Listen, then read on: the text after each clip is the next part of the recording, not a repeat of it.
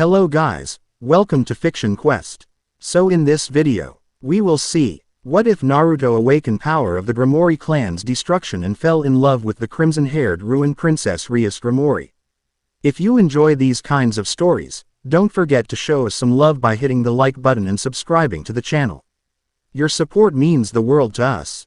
Now, let's start the story. Chapter 1. Echoes of Ruin. The air in the forgotten corners of Konoha tasted of damp earth and memories. Here, among the skeletal remains of the Uzumaki clan compound, the moon was the only witness.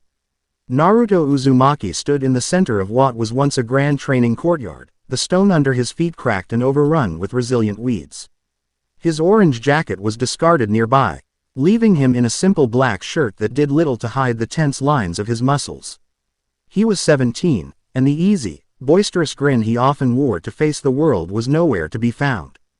In this place, he allowed himself to be simply Naruto, a young man haunted by a power he couldn't name and a legacy he couldn't grasp.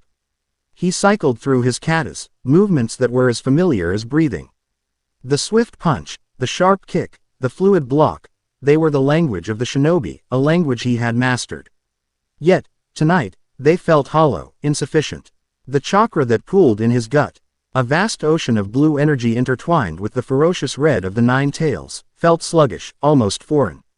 For weeks, something else had been stirring within him, a deeper, more primal wellspring of power that had nothing to do with the biju sealed inside his navel. With a grunt of frustration, he abandoned the practiced forms.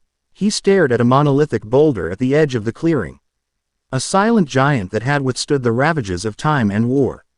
It would be his target. He focused, drawing on his chakra, molding it. A Rasengan formed in his palm, a swirling sphere of violent, controlled energy. He surged forward, slamming it into the rock. The impact was immense, a deafening crack that sent fissures racing across the stone's surface, but the boulder remained, wounded but fundamentally whole. He stepped back, breathing heavily, the familiar frustration gnawing at him. It wasn't enough. It never felt like enough.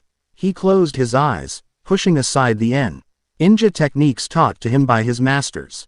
He reached deeper, past the fox's seething rage, past his own chakra, into a dark, quiet place within his soul he'd only recently discovered. It was a space that hummed with a strange, destructive melody, a terrifying and exhilarating song of utter annihilation. A new energy answered his call. It was not blue, nor was it the Kyuubi's malevolent red. It was a crimson so deep it was almost black, shot through with veins of violent energy that crackled like unstable lightning. It felt like his. Where the Kyuubi's power felt like a borrowed, hateful torrent. This felt like an extension of his own being, a birthright he was only now claiming. He extended his hand, and the crimson-black energy swirled in his palm, not as a sphere, but as a chaotic, flickering mass. It didn't spin. It writhed, hungry. There was no complex molding, no jutsu name whispered on his lips. He simply willed it to act. With a raw, guttural yell, he unleashed the power. It wasn't a concussive blast like the Rasengan. It was a wave of pure disintegration. The air itself seemed to tear apart as the energy shot forward. The moment it touched the boulder, there was no explosion, no shower of rock. The ancient stone simply ceased to exist. 1 second, it was there. The next, it was gone, replaced by a fine gray dust that drifted on the night breeze. The ground where it had stood was scoured clean, glassed over in a perfect, shallow crater. Naruto stared, his arms still outstretched, trembling not from exertion but from awe and terror. The silence that followed was more profound than the noise of the Rasengan. This was a power that didn't just break things, it unmade them. A small, dangerous smile touched his lips. In a world that had always treated him as a monster, a weapon to be pointed, he had finally found a power that felt truly, terrifyingly, his own. It was the power of an Uzumaki, he suspected, a secret buried with his ancestors.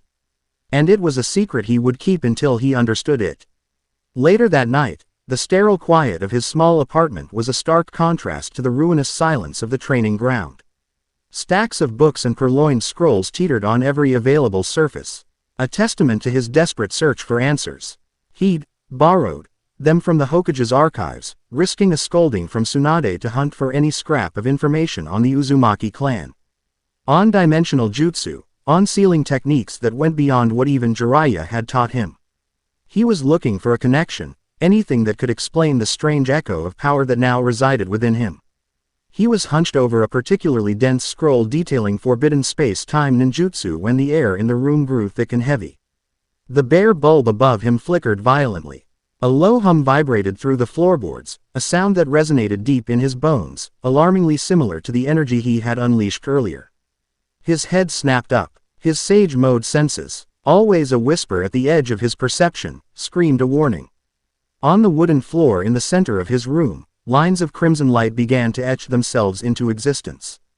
They formed an impossibly complex pattern, a circle filled with elegant, menacing script he had never seen before. It was not the blocky, practical text of sealing jutsu, this was something far older, more arcane. It pulsed with a steady, rhythmic beat. Like a monstrous heart, Naruto was on his feet in an instant, a kunai clutched in his hand, his body coiled like a spring. He wasn't afraid, not exactly. He had faced down gods and monsters. But this was different. This felt like a key turning in a lock deep inside him, opening a door to a room he never knew existed. The energy pouring from the circle was dense, aristocratic, and powerful. It was the same type of energy as his own, but where his was a raging wildfire, this was a controlled, magnificent inferno. It felt refined, ancient. The light flared, blindingly bright, and a presence began to coalesce within the circle. It was not a puff of smoke like a ninja summoning. This was a graceful, deliberate arrival. A figure took shape, and Naruto's breath caught in his throat. She was, without question, the most beautiful woman he had ever seen. Long, flowing crimson hair, a shade so vibrant it seemed to drink the light, cascaded down her back. Her eyes were a stunning blue-green, carrying an authority and wisdom that belied her youthful appearance. She was dressed in a pristine, if slightly unusual, school uniform that did nothing to conceal a figure that was both elegant and powerful. Her aura washed over him, a tidal wave of pressure that made the Kyuubi stir in its cage, not with aggression, but with a primal, instinctual caution. This was a being of immense power. The woman, Rias Gremory, materialized fully, her heel clicking softly on his wooden floor. She took in the messy apartment with a flicker of confusion, her brow furrowed. This wasn't the abandoned warehouse her scrying stone had indicated. Her summoning circle was meant to pinpoint a stray devil causing trouble in the human world, not the cramped living quarters of some blonde teenager. Her gaze swept the room and finally landed on him, standing defensively with his kunai. Her initial expression was one of mild annoyance, the look of a monarch inconvenienced by a commoner. "Who are you, human?" she asked, her voice smooth as silk but laced with steel. "And how did you manage to interfere with a Gremory summoning circle?" Naruto didn't flinch under her imperious gaze. He'd faced down the Akatsuki. He'd stared into the eyes of beings who considered themselves gods. Her arrogance was nothing new. "You're the one who just popped into my living room through a weird glowing light show," he countered, his voice steady. "You tell me who you are." Rias's eyes narrowed slightly. This boy wasn't cowering. He wasn't awestruck. He was defiant. And there was something else about him, an energy clinging to his very being, a faint but unmistakable scent on the air. It was raw, untamed, chaotic. And it felt like home. Her gaze sharpened, moving from his defiant face to his posture, to the very air around him. "That power," she breathed, her composure cracking for the first time. "It's faint, but it's there. Where did you get it?" Naruto's guard went up. She could sense it. He decided a small demonstration was in order. He lowered his kunai and held out his open palm. Focusing his will, he summoned a small, flickering sphere of the same crimson-black energy he'd used on the boulder. It writhed in his hand, a miniature storm of pure annihilation. "It's mine," he said, his voice low and firm. "Always has been, I guess." Rias Gremory's eyes went wide. All traces of condescension vanished, replaced by sheer, unadulterated shock. The sight of that energy, her family's most sacred and guarded power, held so casually in the hand of a human boy in a world far from her own, was an impossibility. It was a sacrilege. It was a miracle. Before she could process the torrent of questions erupting in her mind, the air crackled with a new energy. A bolt of lightning struck the floor beside her, and from it, a second woman emerged. She was tall and stunningly beautiful, with long black hair tied in a ponytail and a smile that was both alluring and deeply unsettling. Akeno Himahima, the queen of Rias Gremory. My king, are you all right? Akeno's voice was a sultry purr, but her eyes, fixed on Naruto, were cold and dangerous. Who is this boy? Akeno. Wait, Rias started. But her queen was already moving. Akeno saw a potential threat to her master, and her reaction was instantaneous and overwhelming. With a flick of her wrist, she unleashed a torrent of holy lightning. A power designed to obliterate devils and humans alike. For a normal person, it would have been an unavoidable, instantaneous death. But Naruto was not a normal person. His GE mode senses had been screaming since the circle appeared, and he moved before the lightning even left her hand. He flowed backwards, a blur of motion that seemed to warp space itself, the deadly energy searing the air where he'd been a microsecond before. He didn't counter with a jutsu. He didn't have time. He acted on instinct, on the raw, destructive impulse that was now a part of him. He thrust his hand forward, and a wave of that same crimson-black energy erupted from his palm. It wasn't focused like the sphere, it was a wild, untamed wall of force. It met Akeno's lightning head-on. The clash was silent and terrifying. There was no explosion, only a violent negation. The holy lightning was simply unmade, erased from existence. The residual wave of Naruto's power washed over the two women, not harming them, but carrying with it a pressure so immense, so purely destructive, that Akeno stumbled back, her playful smile gone, replaced by a look of stark disbelief. Rias stood her ground, but her fists were clenched, her shock turning into dawning, world-shattering comprehension. Akeno, stop, Rias commanded, her voice sharp and absolute. Akeno instantly froze, her loyalty to her king overriding her shock. Can't you feel it? Look at what he just did. That is the power of destruction. Akeno stared, her violet eyes wide. She could feel it now, the unmistakable signature of the House of Baal. Inherited by the Gremory clan. It was chaotic, untutored, but it was undeniably the real thing. But how? That's impossible. He is human. Rias turned her full attention back to Naruto, her gaze intense, searching. My name is Rias Gremory. The power you wield belongs to my family, one of the 72 pillars, the highest-ranking nobility of the underworld. You should not exist. Naruto listened, his mind racing to connect the impossible dots.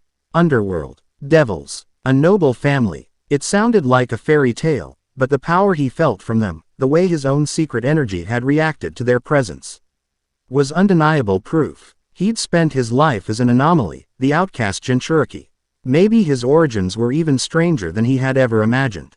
I've been called a devil my whole life, Naruto said, a humorless smirk on his face. Never thought it might be literal. This power of destruction. It's not something I learned. I was born with it. Just like I was born with the name Uzumaki. The name meant nothing to Rias, but the implications of his birthright were staggering. A lost branch of the family. An experiment. A prophecy. The political and social ramifications were enormous. But first and foremost, she saw potential. A being with the power of destruction, untethered to any faction, was a wildcard of unprecedented value. And he had appeared, quite literally, on her doorstep. The tension in the room shifted from hostile to calculating. Rias's mind, always sharp and strategic, assessed the situation. This boy was powerful, impossibly so. He was untrained, but his raw output in that one defensive move was startling. He was a diamond in the rough, a weapon waiting to be forged. She smoothed down her uniform, her regal composure returning. You are an anomaly, Naruto Uzumaki. A dangerous one. In the underworld, power is everything, and a power like yours, unaccounted for, will draw attention. Not all of it will be as civil as me. She let the subtle threat hang in the air.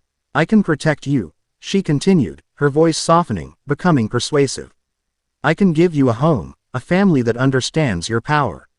I can give you purpose. Join my peerage, serve the House of Gremory, and all the resources of my family will be at your disposal. We can find the answers you seek, together. She held out her hand, a gesture of invitation. In her mind, the offer was a gift. She could make him a knight, perhaps even a rook, a cornerstone of her power base. Naruto looked at her outstretched hand, then back to her expectant face. He heard the words, family, purpose, protection. But underneath them, he heard the echo of a lifetime of manipulation. The third Hokage offering him a lonely apartment and a meager allowance to keep the village's weapon placated. The village elders speaking of his duty to Konoha, a duty that meant being ostracized and feared. Jiraiya training him, loving him, but also shaping him to fulfill a prophecy. Everyone had always wanted something from him. Some piece of his power or his destiny. And he heard her true words, join my peerage. Serve the house of Gremory. He scoffed, a short, sharp sound of disbelief. A pawn. You want me to be your pawn. The words were quiet, but they cut through the room, sharp as his kunai. Rias blinked, taken aback by the venom in his tone. Not a pawn. A cherished member of my household. A knight, or a rook. I don't care what you call it, Naruto interrupted, his blue eyes hardening into chips of ice. I've been a tool my whole life. A weapon for a village that hated me. I fought. I bled. I nearly died a dozen times over for their recognition, just to be seen as a person and not the monster they sealed inside me. I am done being a piece in someone else's game. He took a step forward, his own aura flaring. The untamed power of destruction swirling around him like a protective cloak. Thanks for the offer, but I make my own way. I bow to no one. His refusal was so absolute, so filled with fiery conviction, it stunned Rias into silence. She had offered power, belonging, a life beyond his wildest dreams, and he had thrown it back in her face without a moment's hesitation. She saw in his eyes a will as unbreakable as her own, and a fierce, desperate need for freedom that she, a princess born into a gilded cage of duty and expectation, could vaguely understand. But it was his power that gave his refusal its weight. He wasn't just a boy with ideals, he was a boy with the strength to enforce them. On a dark rooftop several buildings away, a figure cloaked in shadows watched the energy signatures in Naruto's apartment with unnatural perception. They had been drawn here by the sudden, massive flare of the power of destruction from the Uzumaki compound eerily. A beacon in the night to those sensitive enough to see it. The subsequent summoning of two high-class devils had only confirmed their suspicions. The Watcher, an agent of a faction long thought extinct, smiled grimly in the darkness. So, the lost bloodline has surfaced, the figure whispered to the uncaring wind, their voice a dry rustle of leaves. And in such a chaotic, powerful vessel, the Gremory heiress has found him for us. She thinks she has found a prize, but she has only sprung the trap. Their mission was clear. Observe, report, and wait. Lord Moloch would be immensely pleased. The key to his restoration, to the restoration of the old ways, was finally in play. The figure dissolved into the shadows, leaving no trace they had ever been there. Back in the apartment, the standoff held for a long, tense moment. Akeno looked ready to press the attack, to force the issue, but Rias raised a hand, stopping her. Forcing him was not an option. He was too strong, and his will was absolute. A direct confrontation here would be messy, loud, and could expose them all. She needed a new strategy. Very well, Rias said, her tone shifting from that of a recruiter to that of a pragmatist. I will not force you. But your refusal changes nothing. You are a Gremory by power, if not by name. My family, my father, and the other leaders of the underworld will not and cannot ignore your existence. They will see you as a threat to our bloodline, a thief, or a weapon to be seized. They will come for you, and they will not be as understanding as I am. Naruto's jaw tightened. She was right. He had lived his entire life with a target on his back because of the Kyuubi. This was just a new, bigger target. So what's your point? He asked, his voice rough. My point, Rias said, taking a small step closer. Her demeanor now open, almost collegial, is that you are a danger to yourself and everyone around you. That power you wield is untamed. You barely understand it. You could level this entire village by accident. She gestured to the spot on the floor still faintly shimmering from his clash with Akeno. I, on the other hand, was raised with this power. I can teach you control. I can help you understand what you are. Quote, Naruto watched her, wary. He was a master of sensing emotions, and beneath her aristocratic pride, he sensed genuine concern, not just for her family's secrets, but a flicker of something else. curiosity, maybe even a sliver of empathy. And what do you get out of it? He asked, his cynicism honed by years of betrayal. I get to observe you, she answered honestly.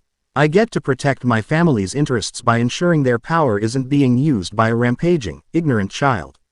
The insult was deliberate, a test of his temper. He didn't rise to the bait. Quote, and I get to be the first to understand how this impossibility, you, came to be. Information is as valuable as power, Naruto Uzumaki. She offered a compromise. Allow me to stay here, in your world, for a short time. I will teach you the fundamentals of controlling the power of destruction.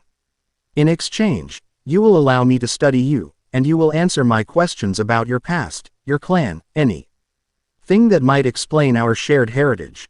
Consider it a temporary alliance for mutual survival. Naruto thought for a long moment. He hated the idea of anyone from this new, strange world invading his life. But he was also desperate for answers. The scrolls in his room gave him nothing but dead ends. She was offering a piece of the puzzle, a huge piece. And the idea of learning to control this terrifying power, to truly make it his own, was a temptation he couldn't deny. He was strong, but he wasn't stupid. He knew his raw power wouldn't be enough if, as she said, a whole underworld came knocking. He let out a long, slow breath, the tension finally draining from his shoulders. Fine, he said, his gaze locking with hers. A temporary alliance, but on my terms. This is my home, my world. You follow my rules. No tricks, no trying to force me into your peerage again. And this is a two-way street. You answer my questions, too. All of them. Rias allowed a small, triumphant smile to grace her lips. It wasn't the submission she wanted, but it was a foothold. Agreed. Good, Naruto said, gesturing around his cramped apartment. Then let's start with the basics. What the hell is a Gremory? An uneasy truce settled over the small room. Rias Gremory, princess of the underworld, and Akeno Himehime, her sadistic queen, stood as uninvited guests in the home of Naruto Uzumaki, the unpredictable, impossible wielder of their family's most sacred power. Two worlds, once perfectly separate, had just collided with the force of a tectonic shift, and the aftershocks were only just beginning. Chapter 1 End. Chapter 2. The Crimson-Haired Professor and the Unruly Prince. The next morning broke with an unnatural clarity, the kind of clean, sharp light that usually follows a storm. For Naruto, the storm was still very much present, and it was currently occupying his only clean chair, sipping a cup of his best instant tea with an expression of polite disgust. Rias Gremory, dressed in a simple but elegant red blouse and black slacks she had conjured with a dismissive wave of her hand, looked utterly out of place amidst the clutter of his life. Akeno stood behind her, a model of serene poise, though her eyes held a spark of amusement as she watched the unfolding scene. This beverage, Rias said, setting the cup down with a delicate click, is an affront to the very concept of tea. Naruto, who was shoveling instant ramen into his mouth directly from the pot, paused mid-slurp. It's what I've got. Don't like it, don't drink it. A fair point, Rias conceded, her gaze sweeping the room again. Your living situation is Spartan. It's efficient, he corrected, swallowing. So, when does this training start, Professor? A flicker of a smile touched Rias's lips. When you have finished consuming that bowl of processed sodium. We need a place where we won't be disturbed. Somewhere. Already broken. Naruto's mind went straight to the Uzumaki compound. It was perfect, secluded, private, and already a testament to the destructive power of history. It felt fitting. I know a place. An hour later, they stood in the same weed-choked courtyard where Naruto had obliterated the boulder. The morning sun did little to warm the stones, which seemed to hold a permanent chill of abandonment. Rias surveyed the area, her expression unreadable. This was your clan's home? She asked, her voice softer than he'd heard it before. Yeah, the Uzumaki. We were allies of Konoha. Famous for our sealing jutsu and our red hair. He shot her a pointed look. The connection was too obvious to ignore. Rias met his gaze, a silent acknowledgement passing between them. The mystery of his heritage was a puzzle she was determined to solve, but for now, business came first. This will suffice. The ambient energy here is heavy with loss. It will mask our own She walked to the center of the yard, her posture impossibly straight, radiating an aura of command that felt as natural to her as breathing. The power of destruction is not a cudgel to be swung wildly, Naruto. It is the Gremory family's soul, a force of absolute annihilation that demands absolute control. It responds to will, to imagination. A brute can level a mountain. An artist can erase a single word from a page without singeing the paper. She held up her hand, palm open. On a gnarled, ancient tree nearby, a single green leaf trembled. Observe. A whisper of crimson-black energy, no larger than a spark, materialized in her palm. It did not writhe or rage like Naruto's. It was perfectly, terrifyingly still, a pinprick of pure nothingness. With a flick of her wrist so subtle it was almost imperceptible, she sent the spark across the courtyard. It moved not with speed, but with an unnerving sense of purpose. As if space itself bent to let it pass. It touched the leaf. For a heartbeat, nothing happened. Then, the leaf simply vanished. It didn't burn, it didn't disintegrate into ash. It was there, and then it was not. The branch it was attached to remained untouched, swaying gently in the breeze, utterly unharmed. The control was staggering, a level of precision Naruto couldn't even comprehend. "Your turn," Rias said. Her expression neutral. "The leaf next to the one I removed. Do exactly as I did." Naruto stared at the branch. It seemed impossible. His power was a roaring inferno. She was asking him to use it like a surgeon's scalpel. Still, he wouldn't back down from a challenge. He closed his eyes, pushing aside the shinobi instinct to gather chakra. He reached for the Gremory power, the deep, humming wellspring of destruction within him. He tried to coax it out, to form a tiny, controlled spark like hers. But the power had other ideas. It surged up his arm, a wild, exhilarating torrent that fought against his restraint. It felt like trying to hold back the ocean with a fishing net. A chaotic sphere of energy, much larger than he intended, roared to life in his palm, crackling with untamed force. "Control it, Naruto," Rias commanded, her voice sharp. "Don't let it control you. Will it to be smaller, more focused." He gritted his teeth, sweat beading on his forehead. He poured all his focus into shrinking the sphere, into taming the storm. The energy writhed, resisting him, but he forced it down, compressing the raging tempest into a ball the size of a fist. It was nowhere near as small as her spark, but it was the best he could do. With a grunt of effort, he flung it at the tree. The result was predictable, and spectacular. The sphere of destruction didn't just erase the leaf. It slammed into the ancient tree with the force of a Biju bomb. The massive trunk, the sprawling branches, the very roots buried deep in the earth, they were all instantly and silently annihilated. A perfect, semicircular crater was carved out of the landscape where the tree had stood for centuries, the ground at its center glowing a dull, glassy red. The shockwave, a wave of pure unmaking, continued for another 50 meters. Carving a trench in the earth before it finally dissipated. Silence descended. Akeno, who had been watching from the sidelines, let out a soft, appreciative sigh. Era, such enthusiasm. He certainly knows how to make an impression. Naruto stared at the devastation, breathing heavily. He'd aimed for a leaf and ended up re-landscaping a city block. He fell. A familiar surge of frustration mixed with a grim thrill at the sheer magnitude of his own power. Rias stood motionless for a long moment, her back to him. When she finally turned, her face was a mask of cold fury. "You are not a prince of destruction, Naruto Uzumaki," she said, her voice dangerously quiet. "You are a clown, a buffoon swinging a divine sword like a club. You possess a power that my family has spent millennia refining, and you wield it with the grace of a rampaging boar." The words struck a nerve, tapping into a deep well of insecurity. He was used to being called a monster, a demon, but clown felt somehow worse. "Hey, I'm new to this. What did you expect?" "I expected some semblance of talent. Some natural affinity beyond raw, mindless force." She shot back, taking a step toward him. Her own crimson aura flaring with her anger. "Power without control is worthless.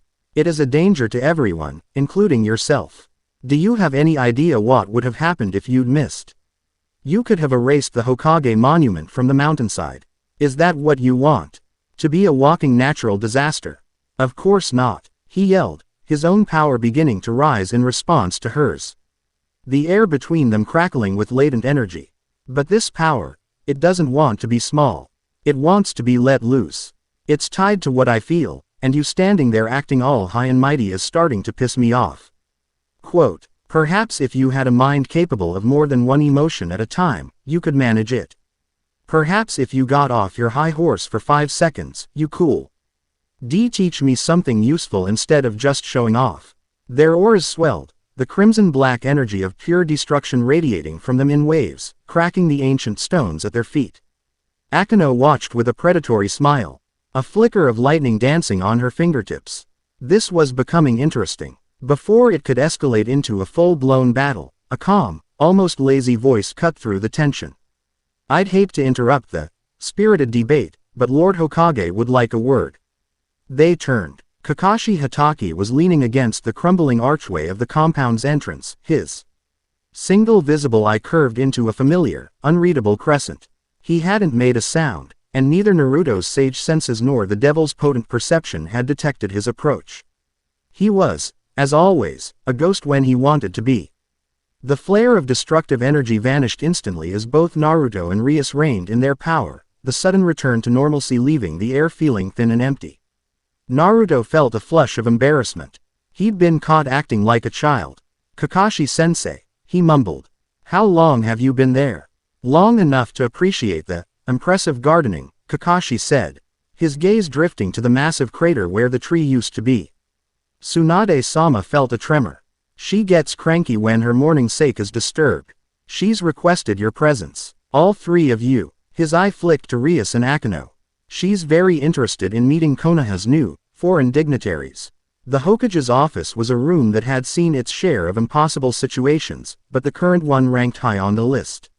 Tsunade, the 5th Hokage, sat behind her desk, her fingers steepled, her legendary temper held in a precarious check. She listened with a stony expression as Naruto gave her the most heavily edited version of events he could manage. He mentioned a long-lost Uzumaki bloodline trait, and introduced Rias and Akeno as scholars from a distant land who had come to help him understand it. It was a story so thin it was practically transparent. Tsunade let the silence hang in the air for a full minute after he finished, her gaze boring into Rias. Scholars, she repeated, her voice dripping with skepticism. From where, exactly? Rias met her gaze without flinching. Her Gremory pride was more than a match for Akage's intimidation. A place you would not find on any of your maps, she said smoothly. Our interest is purely academic. Naruto's unique heritage is connected to our own. We wish only to help him control it, to prevent an accident that could endanger your village. Tsunade's eyes narrowed. You speak as if you know what he's capable of. We have a very clear idea, Akeno interjected, her voice a pleasant, melodic chime that did nothing to hide the steel beneath. And trust us. You want him to have a teacher. Tsunade leaned forward, the full weight of her authority pressing down on them. And what's to stop me from detaining you right now for questioning? You appear in my village unannounced, possessing abilities I can't identify, and cozy up to my most powerful, and most volatile, shinobi. That sounds less like an academic visit and more like espionage. Before anyone could respond, Rias smiled, a brilliant, disarming expression that seemed to light up the room. Because, Lord Hokage, we can be far more useful to you as allies than as prisoners. With a subtle flick of her wrist, a crimson Gremory seal appeared on the surface of Tsunade's desk. We have access to information, resources, and other things you can't imagine. Inconvenience us, and we vanish, leaving you alone with a time bomb you don't know how to defuse. Cooperate with us, however, and we will ensure he becomes a stable, powerful asset.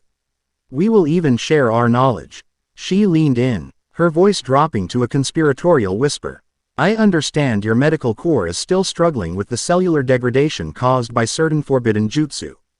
My family has some experience in negating curses and regenerating tissue on a conceptual level. Perhaps we could offer a consultation. Tsunade's eyes widened almost imperceptibly. It was a masterful move. Rias hadn't just offered a truce. She had offered a solution to one of Konoha's most persistent medical crises, a problem that had plagued them since the time of the second Hokage. She had Onstrated her value and her intelligence in a single, elegant stroke. The Hokage leaned back in her chair, a slow, calculating smile spreading across her face. A consultation. I like the sound of that. But you'll need a cover story. A legitimate reason to be here. She tapped a finger on her desk. The academy is short-staffed. We've been looking for a guest lecturer to teach a course on advanced chakra theory and history. And every lecturer needs an assistant. It was a test, a way to keep them close, under her watch. Rias accepted with a gracious nod. We would be honored. Professor Rias Gremory. It has a certain ring to it. Don't you think? And so, two of the most powerful devils from the underworld became employees of the Konohagakure Ninja Academy. Their arrival sent ripples through the village. Rias, with her fiery hair and regal bearing, became an instant fascination. Akeno, with her exotic beauty and mischievous charm, had half the male population tripping over themselves within a day.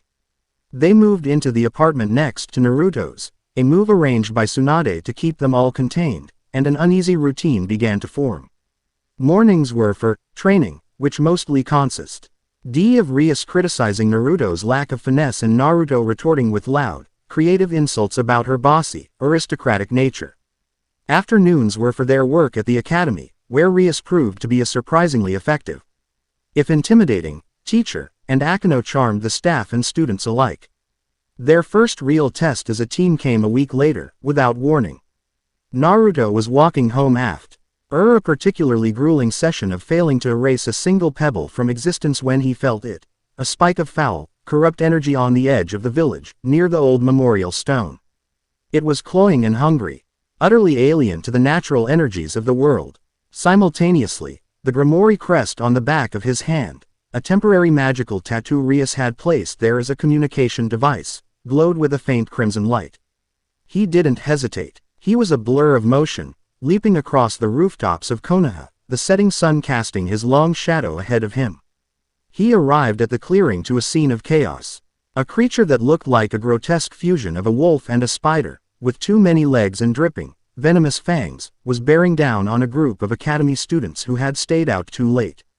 The creature was fast, unnaturally so, and it reeked of the same otherworldly energy as Rias and Akeno, but twisted, feral. A stray devil. Just as it lunged, two figures blurred past Naruto. Rias and Akeno, having felt the same energy spike, had arrived moments after him. A vapor, filthy creature, Rias spat, her hands already glowing with destructive energy. Akeno, get the children clear. With pleasure. My king, Akeno purred, a bolt of golden lightning crackling in her hand. Rias moved in, her fighting style a stark contrast to her teaching. It was a dance of deadly precision. She didn't waste a single movement. She launched a series of small, controlled bursts of power, aiming to disable the creature, to surgically remove its limbs. The stray, however, was a whirlwind of claws and fangs. Its movements chaotic and unpredictable. It dodged and weaved, its hide surprisingly resistant to her focused attacks. It swiped at her, forcing her to teleport a few feet back in a flash of red light. While she was repositioning, the vapor changed tactics. It ignored her and lunged again for the terrified students, who were being shielded by Akeno's lightning barrier. It was faster than Rias had anticipated. She wouldn't be able to intercept it in time. A flicker of genuine alarm crossed her face. Naruto saw it all in an instant. Rias's calculated attack, the creature's feral cunning. Her momentary vulnerability, the fear in the children's eyes. He didn't think about control. He didn't think about finesse.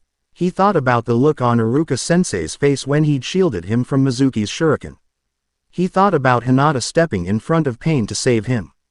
All of Rias's lessons about precision and artistry evaporated.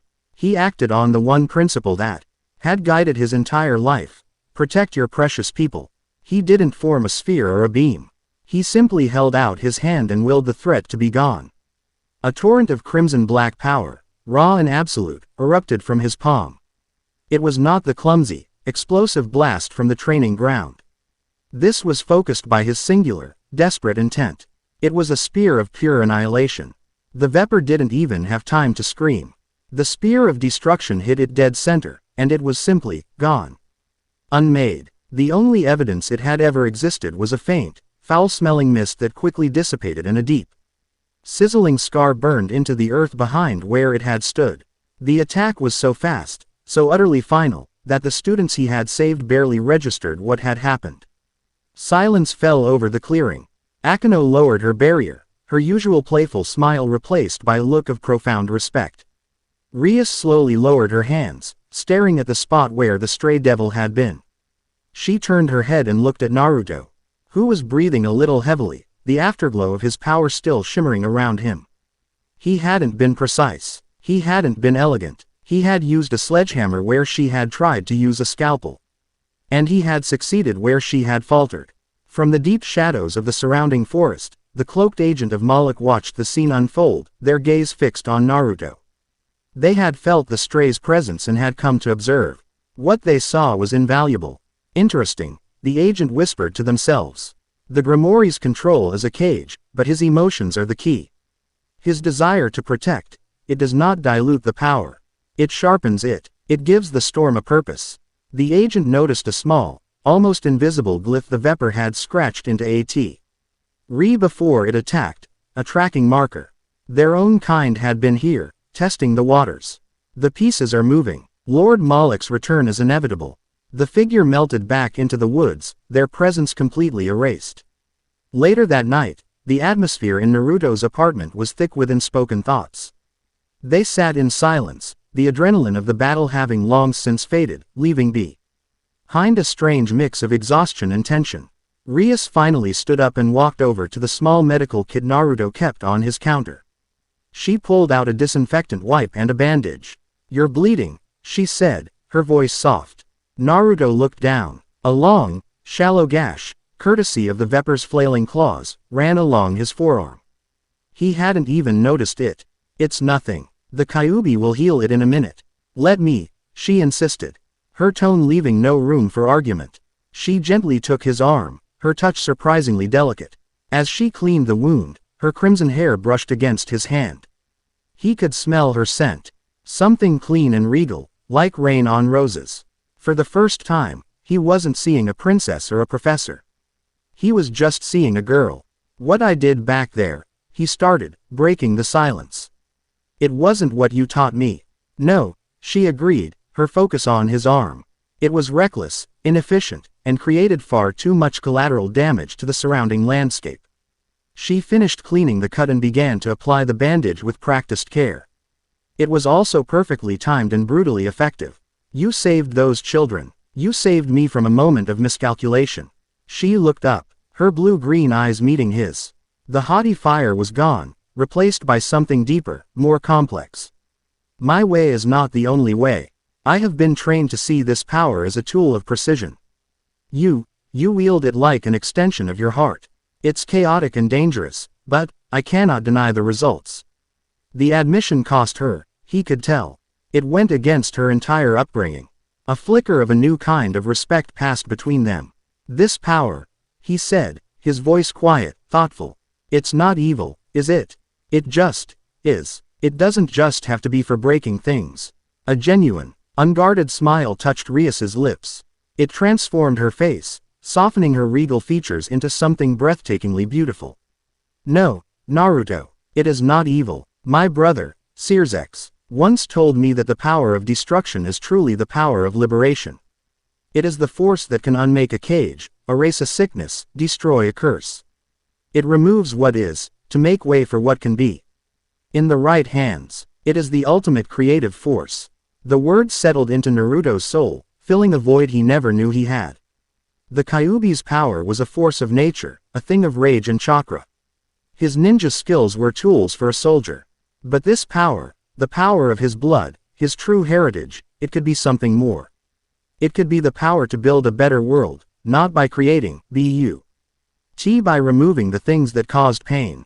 He looked at the crimson-haired girl dabbing at his arm, this strange, arrogant, beautiful being who had crashed into his life and turned it upside down. For the first time, he felt a flicker of genuine connection, a sense that they were two sides of the same impossible coin. He was the untamed heart, she was the refined mind, and together, they shared a power that could reshape the world. The alliance, he realized, was no longer just about survival. It was about to become something much, much more. Chapter 2 End. Chapter 3. Whispers of the Past, Shadows of the Future. The training ground had become their sanctuary, a place of shared purpose carved out of the ruins of Naruto's past. The tension that had once defined their interactions had slowly eroded, replaced by a grudging, hard-won respect. The dynamic was no longer master and unruly student, but two practitioners of a deadly art exploring its outer limits. Focus. Rias's voice cut through the morning air, sharp but without the condescending edge of their first sessions. You're thinking of it as an attack. Don't. Think of it as surgery. You are not destroying the target. You are removing its connection to the world. Naruto stood before a large, jagged rock, half buried in the packed earth. His eyes were closed, his breathing even. He was reaching for the power of destruction, but this time, he wasn't calling forth a storm. He was coaxing a single, fine thread of energy. He could feel it now, the subtle difference between the chaotic rage of his emotions and the deep, still spring of annihilation that lay beneath. One was a wildfire, the other was the cold vacuum of space. He extended his hand, and a thin, shimmering line of crimson-black energy, no wider than a needle, extended from his fingertip. It wasn't stable, it wavered and sputtered, but it held its form. It was progress. He carefully traced the base of the rock where it met the ground. The energy sizzled, the air smelled of ozone and nothingness. He wasn't blasting or shattering. He was meticulously, painstakingly erasing the line where rock and earth became one. With a final, intense burst of concentration, he completed the circle. For a moment, nothing happened. Then, with a soft shump, the massive rock lifted a fraction of an inch and settled back down, perfectly severed from the ground, supported only by its own weight. It was whole, unscorched, and utterly free. Naruto opened his eyes, a wide, triumphant grin splitting his face. Did you see that? I did it. It's like a super-powered ditch-digging jutsu. Akeno, leaning against a crumbling wall, giggled into her hand. My, what a poetic way to describe the unmaking of reality. Rias allowed a small, proud smile. Your technique is crude, and your control is fleeting. But, you're learning. You're finally thinking with the power, not just feeling with it. She stepped forward, her fingers brushing against the perfectly smooth, severed base of the rock. This level of control, it took me years to master. Naruto's grin softened. Her praise, so rarely given, felt more rewarding than the roar of a crowd. Guess I'm just a fast learner. He looked at his hand, at the faint crimson energy still dancing around his fingertips. So, if this is Uzumaki power, why aren't there any stories about it? All the scrolls just talk about sealing chains and fuinjutsu. The question hung in the air. It was the mystery that underpinned their entire alliance. Rias's expression grew serious. That, she said, her voice firm, is what we are going to find out today. If your history has been buried, we will be the ones to excavate it. Their cover as academy instructors provided the perfect excuse. The Konoha archives were a vast, dusty labyrinth of scrolls and records. A repository of the village's entire history, both the celebrated and the censored. Under the guise of preparing a lesson on the founding clans, Rias and Naruto were granted access to the restricted sections, with Akeno standing a discreet watch near the entrance. The deeper they went, the more frustrating the search became. Records of the Uzumaki clan were sparse. There were official histories detailing their alliance with Konoha, their mastery of sealing jutsu, and their eventual, tragic destruction during the Second Great Ninja War. But it was all surface level, sanitized for public consumption. Anytime a scroll seemed to delve into the specifics of their unique abilities, the text would become vague, or entire sections were clearly missing, the parchment expertly replaced. This isn't just neglect, Rias murmured, her gloved fingers tracing the edge of a redacted document. This is a deliberate, systematic erasure. Someone wanted the truth of your clan forgotten. Her eyes narrowed with a familiar aristocratic fire. She despised political censorship. It was the tool of the weak and the cowardly. Naruto felt a cold knot forming in his stomach. It was one thing to be an orphan of a dead clan. It was another to realize your entire legacy might have been stolen. But why? What were they so afraid of? Power that cannot be controlled, Rias answered, her gaze intense. Perhaps the power of destruction was not unique to you, Naruto.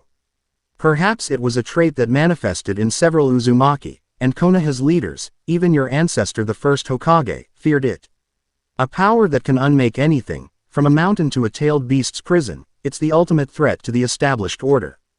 After hours of searching, they found it. Tucked away in a mislabeled canister, almost overlooked, was a thin, weathered scroll. It wasn't an official Konoha record but a battlefield report, transcribed from the testimony of a Kiri shinobi who had survived an encounter with an Uzumaki vanguard unit. His account was rambling, filled with the terror of a man who had witnessed the impossible. He described the Uzumaki's adamantine sealing chains, as expected. But then, the text shifted. The shinobi spoke of the Uzumaki captain, a woman with hair like spun blood. He said when the enemy unleashed a massive fire jutsu, she didn't block it or seal it. She simply held out her hand. And a light of pure ruin, a crimson that ate the world, met the flames. The jutsu, he claimed, did not explode or dissipate. It was unraveled, its very existence erased from the battlefield. The account ended with the terrified shinobi's conclusion. They were not just masters of seals. They were masters of the void itself. Naruto and Rias stared at the scroll, the ancient ink, a stark confirmation of their theories. It was real. It had been there all along, a terrifying secret hidden in plain sight. The void, Naruto whispered, the word resonating with the cold, still power inside him. Apt, Rias said, her mind racing with the implications. A whole clan of potential destruction users. It was a terrifying, world-altering thought. What had happened to them? Was their destruction truly just an act of war, or was it something more sinister? An assassination, a purge. As they stepped out of the archives and back into the late afternoon sun, the very air of Konoha seemed to change. It grew thick, humid, and heavy, charged with an energy that was both powerful and suffocatingly arrogant. It was demonic, but it lacked the refined grace of Rias or the playful danger of Akeno. This was raw, ostentatious power, designed to be seen and feared. In the center of the main village square, the air tore open. A massive, golden magic circle, gaudy and ornate, blazed into existence on the ground. Civilians screamed and scattered, and shinobi instantly appeared on the surrounding rooftops, kunai drawn. From the center of the light, a group of figures began to rise. At their head was a young man with short, blonde hair and an insufferably smug smirk on his face. He was dressed in a lavish crimson and gold uniform, and as he materialized, a pair of magnificent fiery wings erupted from his back. He radiated an aura of immense power, but it felt hollow, propped up by ego rather than will. Rias, my darling, the man boomed, his voice echoing through the square. Did you really think you could run away from me? A Gremory's place is by a Phoenix's side. Rias froze, her face draining of color. The name, Phoenix, struck her like a physical blow. Naruto saw her composure, her unbreakable regal facade, crack for the first time. It wasn't fear in her eyes, but a deep, visceral loathing. Riser, she breathed, her voice a low, dangerous hiss. This was Riser Phoenix, heir to the great house of Phoenix, a devil known for two things: his family's unique power of immortality, and his insufferable, womanizing arrogance. He was followed by a retinue of 15 women, his peerage. All dressed in revealing maid-like outfits, their expressions a mixture of adoration and blank subservience. He descended to the ground, his fiery wings vanishing. He strode towards Rias, completely ignoring the wary shinobi and the stunned Naruto. My father and yours have finalized the arrangements. Our wedding is to be in 2 weeks. It is time for you to stop playing with these filthy humans and come home. He reached out to grab her arm as if she were a piece of property he was reclaiming. Naruto moved without thinking. He was a blur, stepping between Riser and Rias, his hand clamping down on Riser's wrist like a vice. She didn't look like she was going anywhere with you, Naruto said, his voice deceptively calm, but his blue eyes were chips of ice. Riser stopped, finally noticing Naruto for the first time. He looked down at Naruto's hand on his wrist, then up at his face, an expression of utter disbelief on his features. And what is this? He sneered, his voice dripping with condescension. Did you pick up a human pet, Rias? You must be truly desperate for companionship. Release me, worm, before I incinerate you. I don't think so, Naruto said, his grip tightening. The untamed power of destruction began to seep from his pores, a low, crimson hum that made the air feel cold. Riser felt the surge of power, and his eyes widened in genuine surprise, quickly followed by rage. The power of destruction, in a lowly human. What blasphemy is this? Enraged that a lesser being would dare to touch him, let alone challenge him, Riser's body erupted in his family's signature orange flames. The fire was intensely hot, a magical flame that could turn steel to slag in seconds. You will learn your place. The flames washed over Naruto's arm. Rias cried out his name, taking a step forward. But it was too late.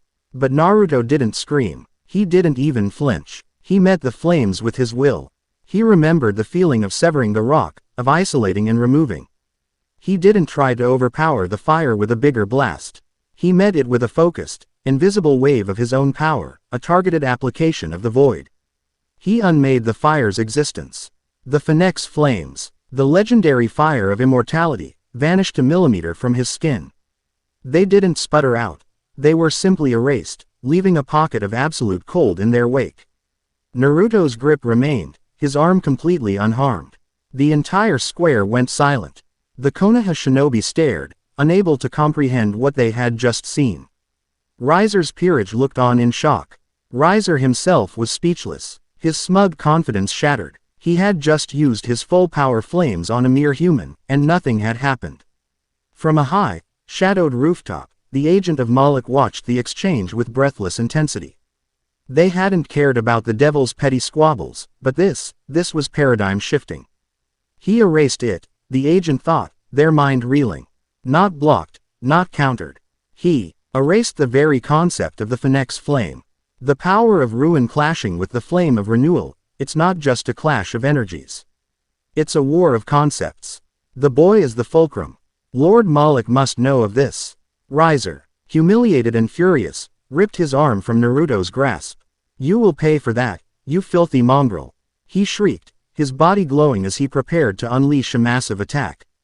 That's enough, Riser. Rias's voice boomed with the authority of a true monarch.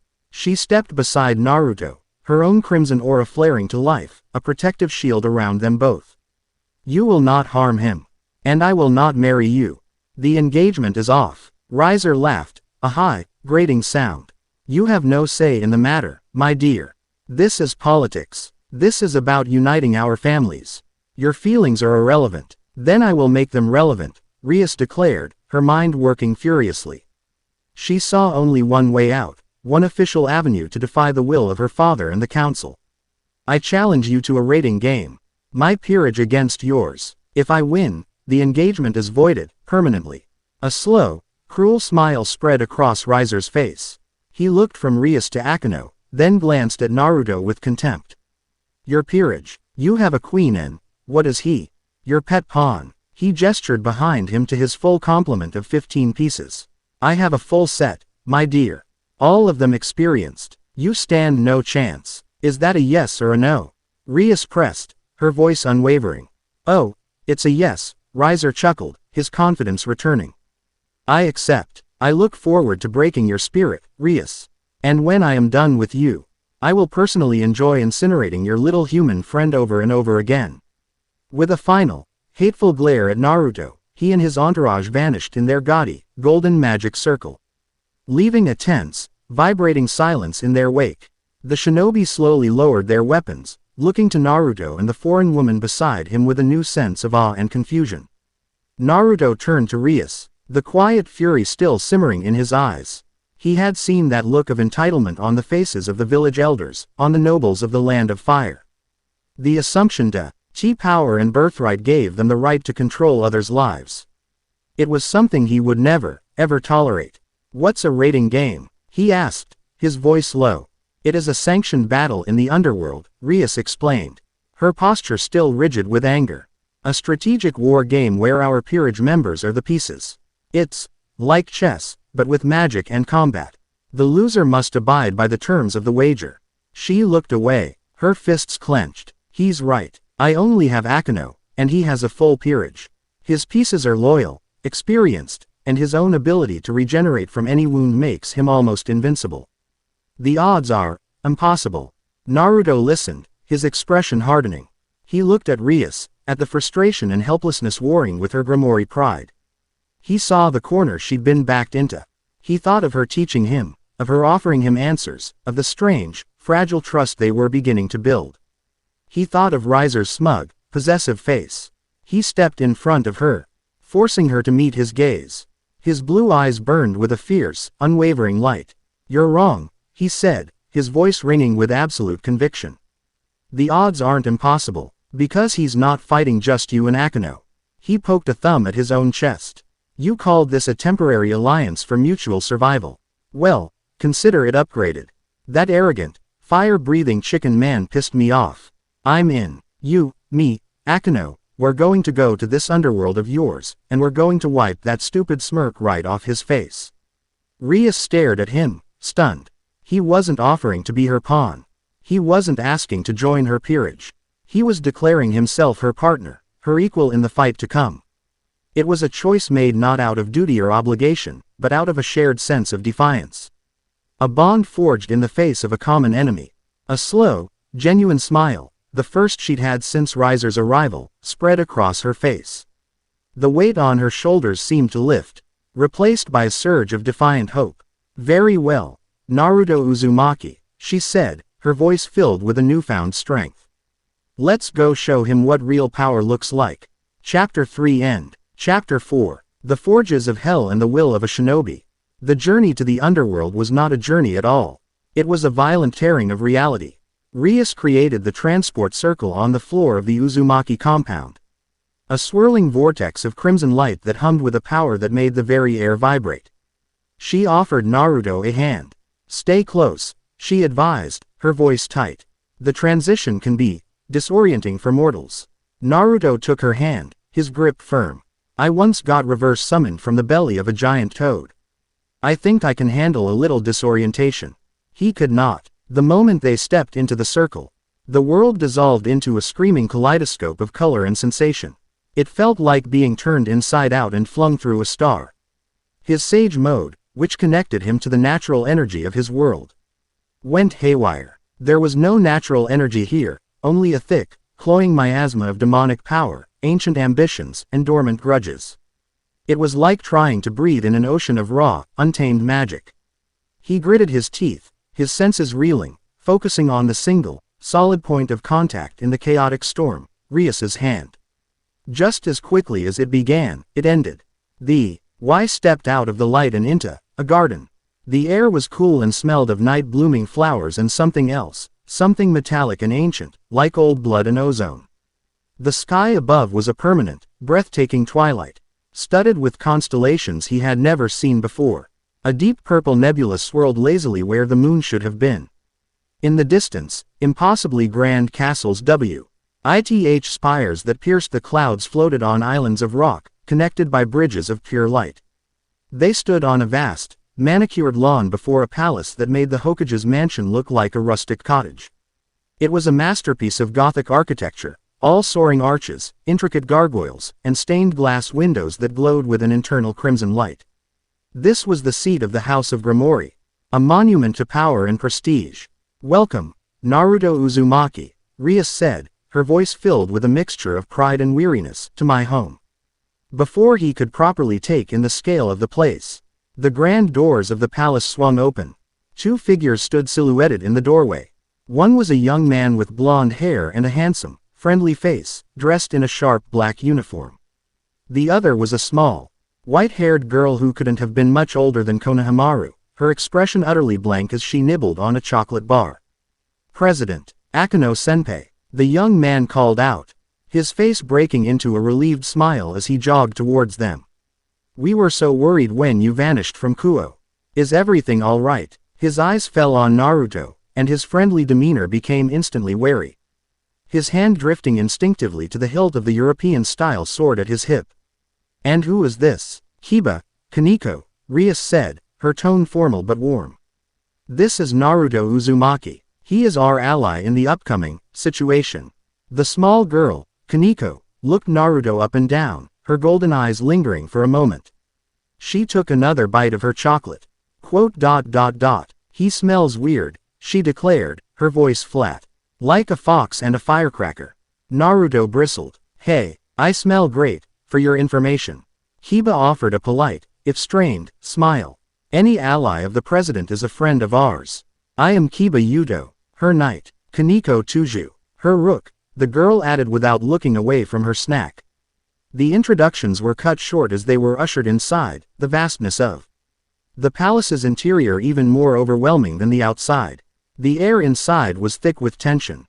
In a grand strategy room dominated by a massive, intricately carved wooden table, the reality of their situation crashed down on them. A magical projection of Riser's peerage floated in the air, a full 15 pieces, each with a detailed file of their abilities and combat records. Kiba paced nervously. 15 of them, president. All of them from established devil families, trained together for years. His queen, Yubeluna, is a bomb specialist. His rooks are literal tanks. We have 4 fighters, and one of them is.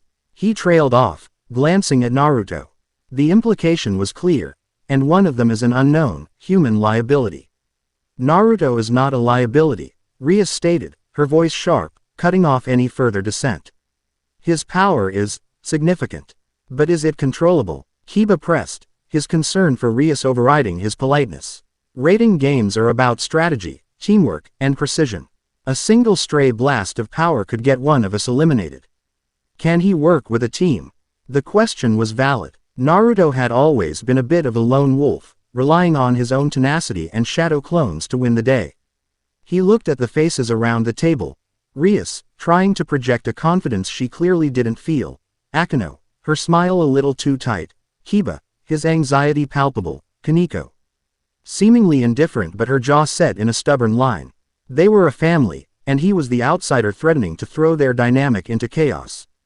He stepped forward, planting his hands on the table. Look, I get it. I'm the new guy. You don't know me, you don't trust me. Fine, but I know how to fight. And I know how to win. He looked directly at Kiba. You think this is about formations and fancy titles. Where I come from, we call this war. And in war, you don't win by playing by the book. You win by ripping the book to pieces. He tapped the projection of Riser. This guy's arrogant. He's expecting a formal match. He's expecting you, he gestured to Rias's pieces, to act like chess pieces. So we don't. We act like shinobi. We hit him where he's not looking. We create chaos, we break his formation. And we take out his key players before he even knows what's happening. He grinned, a flash of the confident, unpredictable warrior he was. We're the underdogs. Let's start acting like it.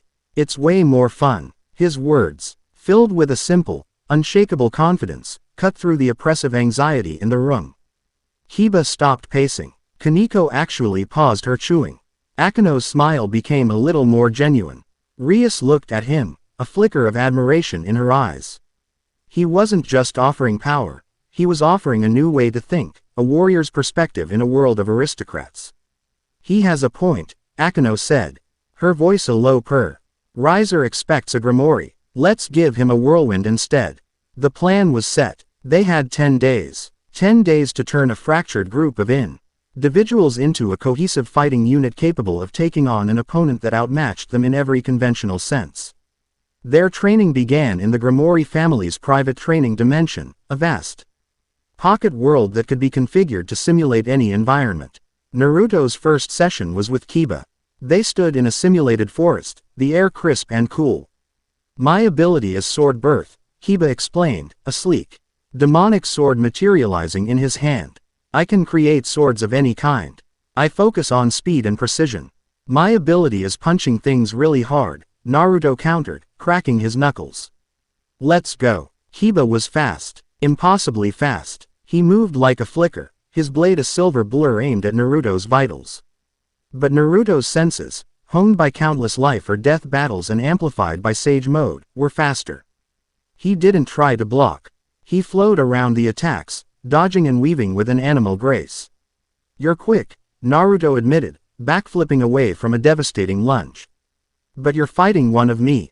He made a cross-shaped seal with his fingers. Shadow Clone Jutsu. The clearing exploded with 100 orange-clad Narutos, each one grinning with manic energy. Kiba skidded to a halt. His eyes wide. What is this sorcery? This, the original Naruto said, forming a Rasengan in his palm, its spiraling chakra roaring like a miniature typhoon, is how we do things in Konoha. The spar was a lesson for both of them. Hiba's refined swordsmanship was overwhelmed by the sheer, chaotic pressure of the clones. But Naruto learned as well. Hiba's speed was a real threat. A single misstep would have left him skewered. When the spar finally ended, with Kiba panting in the center of a circle of dispelled clones and Naruto nursing a shallow cut on his cheek, a new respect had been forged. "Your style is barbaric," Kiba said, offering a hand to help Naruto up. "Yours is too flashy," Naruto shot back, taking it with a grin. "I think we're going to get along just fine." Connecting with Kaneko was a different challenge entirely. She was a wall of quiet indifference. During a break, Naruto found her sitting alone on a stone bench, meticulously unwrapping a new candy bar. He sat down beside her. A few feet away, she didn't acknowledge him. He tried conversation. "So, you're the Rook, right? That means you're super strong." She nodded, taking a small bite. "Cool, I fought a guy once who could get huge. Choji. He was strong too." Silence. "You like chocolate." She glanced at the half-eaten bar in her hand as if the answer should be obvious. Naruto sighed, realizing this wasn't working. He reached into his own ninja pouch and pulled out a small, lumpy rice ball. He held it out to her. Kaneko eyed it suspiciously. "It's just a rice ball," he said. "My friend's mom made it. She used to pack them for me sometimes." The memory was tinged with a sadness he rarely showed. He wasn't trying a tactic. He was just sharing a piece of himself. Kaneko stared at the rice ball. Then at his face. She saw the flicker of loneliness in his eyes, a feeling she understood all too well. Slowly, she reached out and took it. She broke off a small piece and nibbled it. Her eyes widened slightly. "It's good," she said, her voice barely a whisper. "Yeah," Naruto said with a small smile. "It is." They sat in comfortable silence after that, eating their respective snacks. A tiny crack had formed in her wall. Meanwhile, a servant in the Gremory palace polished a silver statue in a deserted hallway. As he worked, he hummed a low, discordant tune, an old evil folk song from before the Great War. His eyes glowed for a moment with a faint, bronze light. He pulled a small, smooth stone from his pocket, a stone that was unnaturally cold, and whispered to it. "The vessel is here. He trains with the Gremory girl. His power is untamed, emotional. He is perfect. The phoenix will serve as a fine test of his limits." The bronze light faded, and he went back to his polishing. Just another anonymous servant in a grand house. The most intense training sessions were between Naruto and Rias. They pushed each other to their limits, their combined power shaken. The foundations of the training dimension. They moved past simple control exercises and into combat synergy. Rias, with her analytical mind, learned to predict Naruto's wild, instinct-driven movements. She would use her precise, surgical blasts to herd their simulated enemies, to break their guards, creating the perfect opening for Naruto to deliver a devastating, overwhelming blow. During one particularly grueling session, they faced a projection of a massive, 10-headed hydra. Its regeneration is too fast. Rias yelled over the roar of the beast as she teleported away from a spray of acid. "Then we don't give it time to heal," Naruto shouted back. He formed a dozen clones who swarmed the creature, latching onto its necks and legs, a distracting, sacrificial wave. "Now, Rias, pin it." Rias understood instantly. She unleashed a torrent of destructive energy, not as a blast, but as a web of crimson-black tendrils that wrapped around the hydra, erasing not the beast itself, but its ability to move. Anchoring it in place for a precious second. Rasengan barrage. The real Naruto roared, appearing above the trapped beast with two massive Rasengans in his hands. He slammed them into the hydra's central body with the force of a meteor. The resulting explosion of chakra and destructive energy ripped a hole in the dimension's sky. They collapsed on the ground afterward, panting, bruised, but victorious. They lay side by side, staring up at the false, fractured sky. "That was insane," Rias breathed, a genuine laugh escaping her lips. "Your tactics are utter madness. But they work," he said, grinning over at her.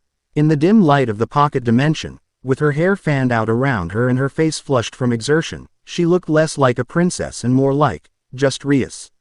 Why are you doing this? Naruto, she asked, her voice suddenly serious. This isn't your fight. You don't owe me anything. He turned onto his side to face her.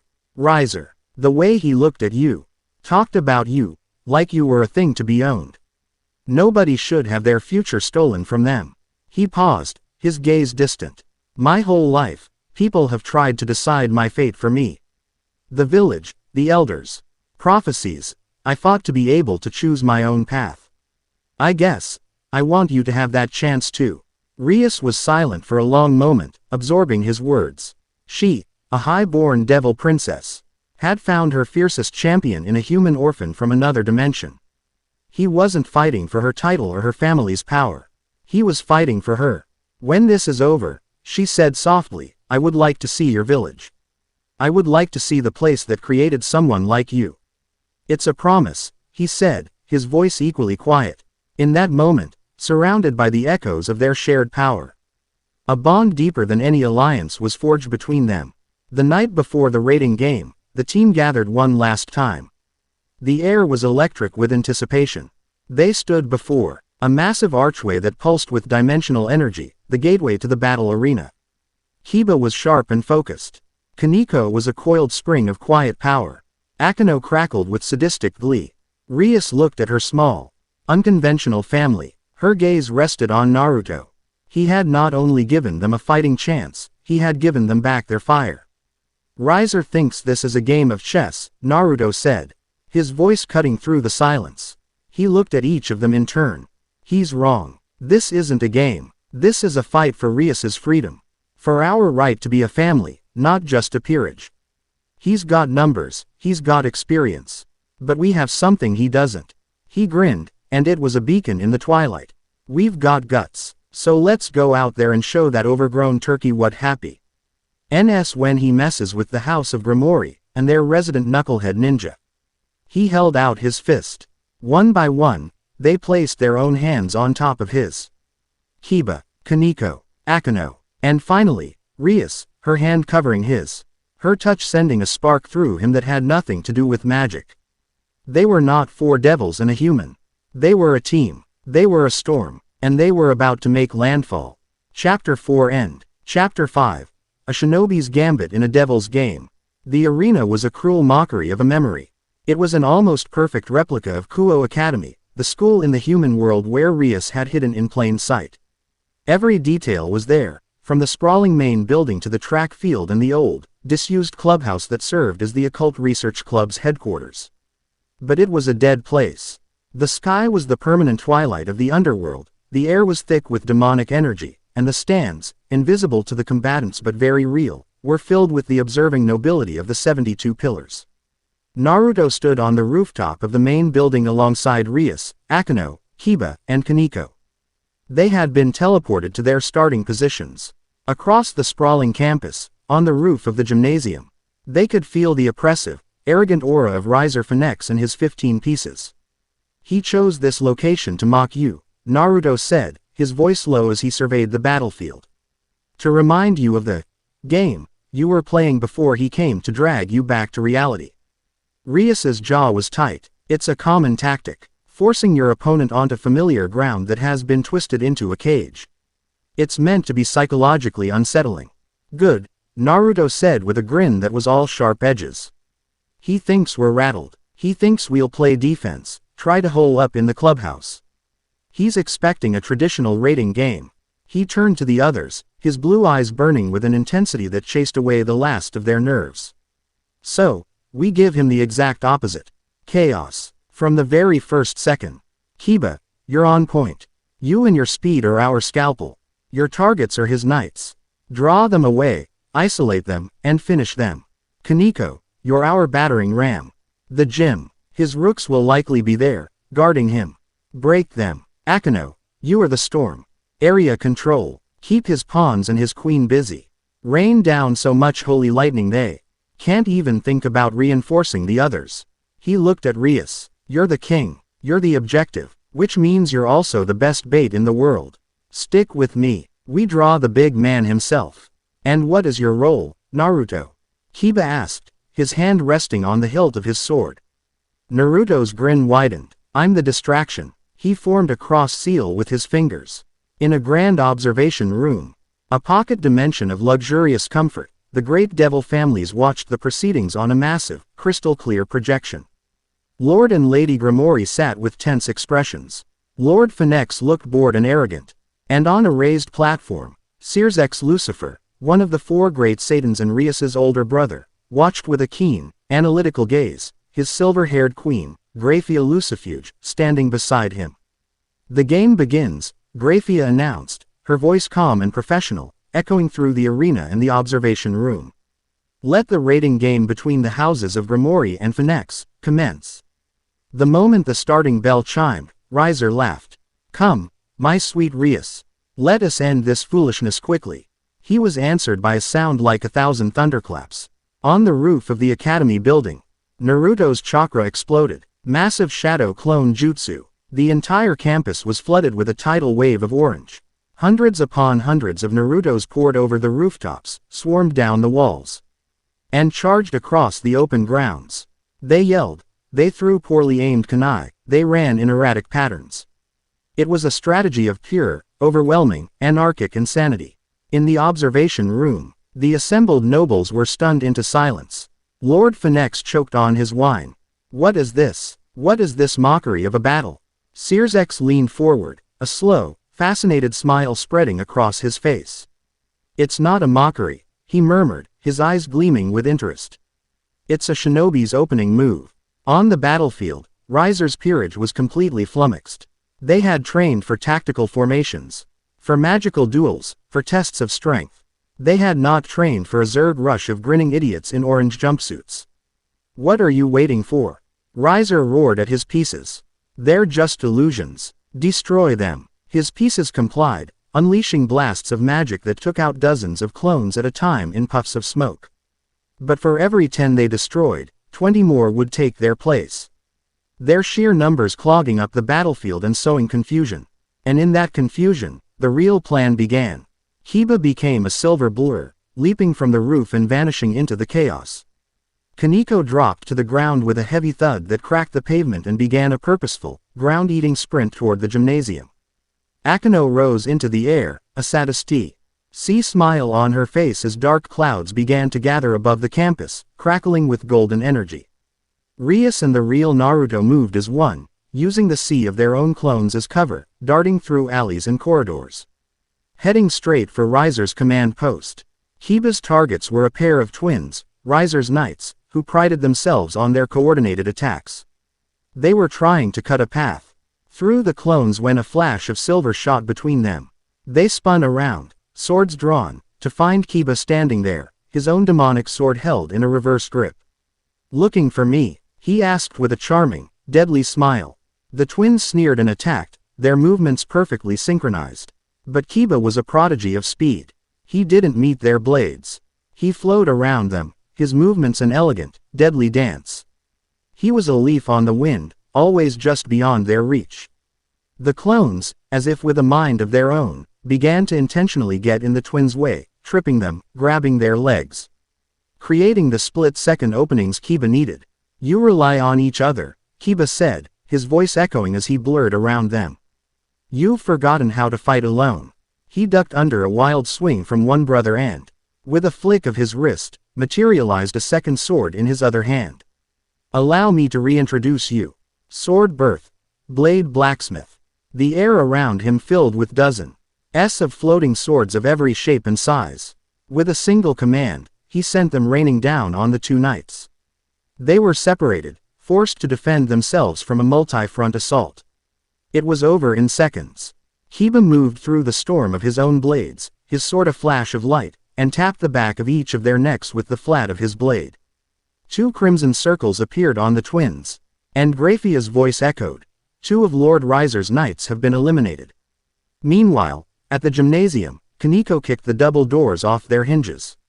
Inside, 2 of Riser's rooks, a pair of hulking, muscle-bound devils, stood waiting for her. Look what we have here, one of them sneered. A little kitten thinks she can take on lions. Kaneko didn't respond. She just cracked her knuckles. The sound echoing like gunshots in the cavernous room. She had been ordered to break them. She intended to comply. She shot forward, a tiny white-haired missile. The first rook threw a punch that could have shattered a boulder. Kaneko met it with her own. The impact created a shockwave that blew out the gym's windows. The much larger devil staggered back, his eyes wide with shock, his entire arm trembling. Kaneko hadn't even flinched. She was a being of pure, condensed power. She ducked under a second punch and delivered a devastating blow to the rook's stomach. The air left his lungs in a rush, and he crumpled to the ground. The second rook watched his partner fall, his arrogance replaced by fury. He roared and charged, but Kaneko was already moving. She grabbed a discarded set of barbells from a weight rack and, with a grunt of effort, swung it like a baseball bat, slamming it into the charging devil's side. The sound of metal bending and bones cracking was sickening. Lord Riser's rooks have been eliminated. Graphia's voice announced, a note of surprise in her tone. High above, Akeno laughed as she unleashed her storm. Now, dance for me, she purred, and a torrent of whole lightning descended on the main courtyard, where Riser's queen, Ubeluna, and his pawns were struggling to clear the clone infestation. The lightning was a weapon of terror, arcing between clones and forcing the enemy pieces to scatter. Their formations completely broken. Ubeluna, a powerful mage in her own right, was forced to create defensive shields, her offensive capabilities completely neutralized by the need to protect Riser's weaker pieces. The initial gambit had been a staggering success. In less than 5 minutes, Riser had lost 4 of his most powerful pieces, his remaining forces were pinned down and in disarray. And he had no idea where the real threat was. From the observation room, Lord Phoenix was on his feet, his face purple with rage. What is this farce? That human is cheating. His abilities are not demonic. There is no rule against it, Searsex said coolly, his eyes fixed on the projection. The game allows for any and all abilities the combatants possess. Rias has simply found herself a very unconventional pawn. He looked at his father. It seems your daughter has learned a few things about asymmetrical warfare, Lord Gremory. Riser, standing on the gym roof, was seething. His plan for a quick, dominant victory had dissolved into a humiliating mess. He finally realized the clones were nothing more than a grand illusion. Enough of this, he roared, his body bursting into flames. He rose into the air, a phoenix of fire and fury. Ubeluna, full power, burn this entire campus to the ground. I will flush them out myself. His queen complied. Harrying a massive amount of demonic energy, she created a huge, fiery orb and sent it crashing into the main building. The explosion was immense, a fireball that vaporized a huge section of the school and wiped out hundreds of Naruto's clones in an instant. The blast forced Rias and Naruto out from their cover. They stood in the shadow of the ruined building, looking up at the flaming form of Riser descending towards them. There you are, my sweet Rias, he snarled. And you, human pest. Your pathetic tricks are over. Now you face the power of a phoenix. He lunged, not at Rias, but at Naruto, his hand wreathed in fire. Naruto met the attack head-on, his own hand glowing with the crimson-black energy of destruction. Power of renewal clashed with power of ruin. The resulting shockwave shattered the ground beneath them. So, the rumors are true, Riser hissed, his eyes wide with manic glee. A human wielding a Gremory's power. How utterly delightful. It will be a pleasure to burn that power out of your very soul. He was a whirlwind of fire, his attacks relentless. But Naruto was his equal. For every flaming punch, Naruto had a counter of pure annihilation. For every wave of fire, Naruto met it with a wall of the void. They were a blur of motion, their battle a chaotic dance of orange flames and crimson-black energy. Rias moved to support him, but 2 of Riser's pawns, freed up by Ubeluna's massive attack, intercepted her. She engaged them, her own destruction power far more precise and elegant than Naruto's raw output. She dispatched one quickly, but the other was surprisingly resilient, forcing her into a defensive duel. Akeno, seeing her king in trouble, swooped down from the sky, her lightning crashing down on Ubeluna. The Queen vs. Queen battle had finally begun, a spectacular duel of high-level magic that lit up the twilight sky. The battlefield was now a series of isolated, desperate duels. Hiba and Kaneko, having finished their own missions, were racing to support the others, fighting their way through the remaining pawns. Naruto was being pushed back. Riser wasn't just powerful, he was relentless. Naruto landed a solid blow, a blast of destruction that tore through Riser's shoulder. For a moment, victory seemed close. But then, orange flames covered the wound, and in a matter of seconds, the flesh knitted back together, leaving not even a scar. Riser laughed. Did you really think you could harm me, worm? I am Riser Phoenix. I am immortal. You can wound me 1,000 times, but I will heal. You, on the other hand, only need to make one mistake. He unleashed a massive pillar of fire that engulfed Naruto, sending him crashing through the wall of the ruined clubhouse. Rias cried out his name, dispatching her opponent with a ruthless blast of power. She rushed towards the clubhouse. But Riser was there to block her path. Worry about yourself, my dear, he said, his smile cruel. Your pet has been put down. Now, it is your turn to accept your destiny. But from the smoking ruins of the clubhouse, a figure walked out, his black shirt singed but his body unharmed. A vibrant, orange-red pigmentation surrounded Naruto's eyes. He had entered Sage mode. The natural energy of the arena, thin and polluted as it was, answered his call, amplifying his senses and his power to an incredible degree. Put down, Naruto said, his voice calm and resonant with power. Sorry to disappoint you, but I've taken worse hits from a swinging log. He looked at Riser, his sage eyes seeing not just a devil, but the flow of energy that animated him.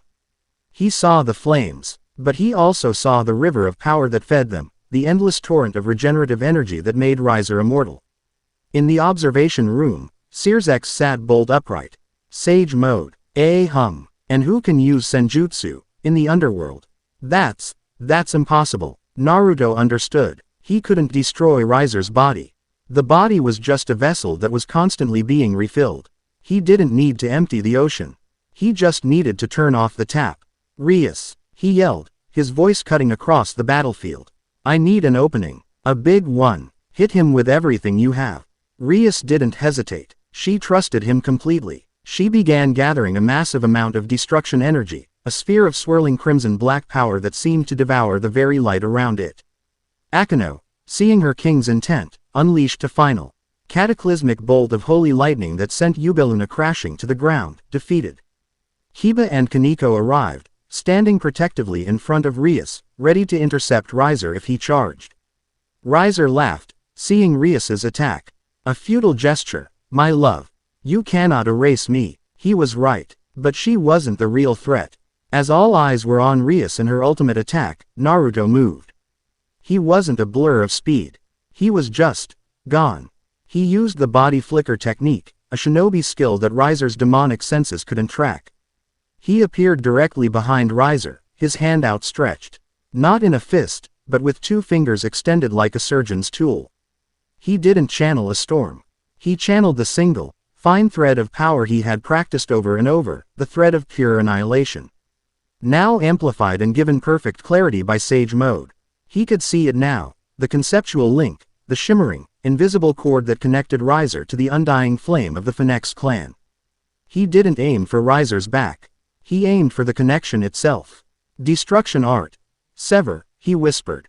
His fingers touched Riser's back. There was no explosion, no sound, no light. For a split second, nothing happened. Then Rias unleashed her attack. The massive sphere of annihilation engulfed Riser completely. It was an attack that could have leveled a mountain. As the energy cleared, Riser stood there. His clothes shredded, his body covered in horrifying burns. And he wasn't healing. The flames that always covered his body sputtered and died. The wounds remained, bleeding golden demonic blood onto the scorched earth. He looked at his hands, at his smoldering flesh, a look of pure, unadulterated terror dawning on his face. He had been disconnected from his power source. He was mortal. It's gone, he stammered, his voice trembling. My fire. My immortality, what did you do? Naruto stood behind him, panting slightly, the mental strain of the technique immense. I didn't like your attitude, he said simply. Riser looked from Naruto's cold eyes to Rias's determined face, and his arrogance finally shattered, replaced by the primal fear of a being facing its own end for the first time. I surrender, he choked out, falling to his knees. I forfeit the match. Graphia's voice echoed, tinged with disbelief. Lord Riser has forfeited. The winner is the House of Gremory. Silence. A stunned, absolute silence fell over the arena and the observation room. Then, a single person began to clap. Sears Lucifer was on his feet, a look of profound admiration on his face. The rest of the room, slowly, hesitantly, joined in. On the field, the team rushed to Naruto. He swayed on his feet, the sage mode fading, leaving him drained. "You did it," Rias breathed. Her voice filled with an emotion he couldn't quite decipher. She caught him as his knees buckled, her arms wrapping around him to support his weight. He leaned against her, exhausted but grinning. "See, told you we'd wipe that smirk off his face." She looked down at him, at this impossible human who had crashed into her life, defied her, trained with her, and just won her freedom. He wasn't a pawn. He wasn't a tool. He was her partner. In the shadows of a far-off, crumbling castle, a bronze light flickered in an obsidian scrying pool, showing the final moments of the game. A tall, imposing figure with eyes that burned like dying embers watched as Naruto severed Riser's connection. "He can cut the threads of bloodline itself," the figure, Lord Moloch, rasped, his voice like grinding stones. "He does not just destroy. He unmakes. He can sever a devil from his heritage, a god from his divinity." A slow, terrible smile spread across his face. "The Gremory girl thinks she has found a champion. She has no idea. She has merely been training the key to my glorious restoration. The age of the pillars is over. The age of ruin will begin anew." Chapter 5 End. Chapter 6. The Price of Victory and the Gaze of the Satans. The silence that followed Graphia's declaration was more profound than any explosion. It was the sound of an entire political order holding its breath. In the stands of the observation room, jaws were slack, wine glasses were frozen halfway to lips, and the arrogant smirk had been wiped clean from Lord Phoenix's face, replaced by a mask of ashen horror. On the battlefield, the adrenaline began to recede, leaving behind a deep, aching exhaustion. Naruto felt as though every muscle fiber had been replaced with lead. The power of Sage Mode, a vibrant ocean of energy, drained away, leaving him feeling hollowed out, scoured clean. The technique he had used on Riser, the conceptual severing, hadn't just taxed his chakra. It had pulled on something deeper, a part of his very soul. And the price was a weariness that felt bone deep. He swayed, and Rias's grip on him tightened, her strength a surprising, solid anchor in a world that was starting to tilt on its axis. He looked up at her, a tired, lopsided grin on his face. "We won." "You won," she corrected, her voice a soft murmur meant only for him. Her blue-green eyes, usually so full of regal fire, were filled with a complex storm of relief, gratitude, and something else, something deeper and more vulnerable he couldn't yet name. Kiba and Kaneko rushed to their side, Akeno descending from the sky like a graceful, dark angel. Kiba was bleeding from a dozen minor cuts, his uniform torn, but his eyes were shining with a fierce pride. Kaneko had a dark bruise on her cheek but otherwise seemed unfazed. Her usual stoic expression now tinged with a clear, undeniable respect as she looked at Naruto. "That was the most beautifully chaotic strategy I have ever witnessed," Akeno purred, her smile genuine and dazzling. "To use 1,000 fools to hide 4 assassins. It's a work of art." "They weren't fools," Naruto grunted, leaning more heavily on Rias. "They were tactical distractions. And very handsome ones, at that." Their brief moment of exhausted camaraderie was broken by a ripple of teleportation magic. In a flash of silver light, Graphia Lucifuge, the strongest queen, appeared before them. Her expression was as stoic and unreadable as ever, but her silver eyes were fixed on Naruto with an unnerving intensity.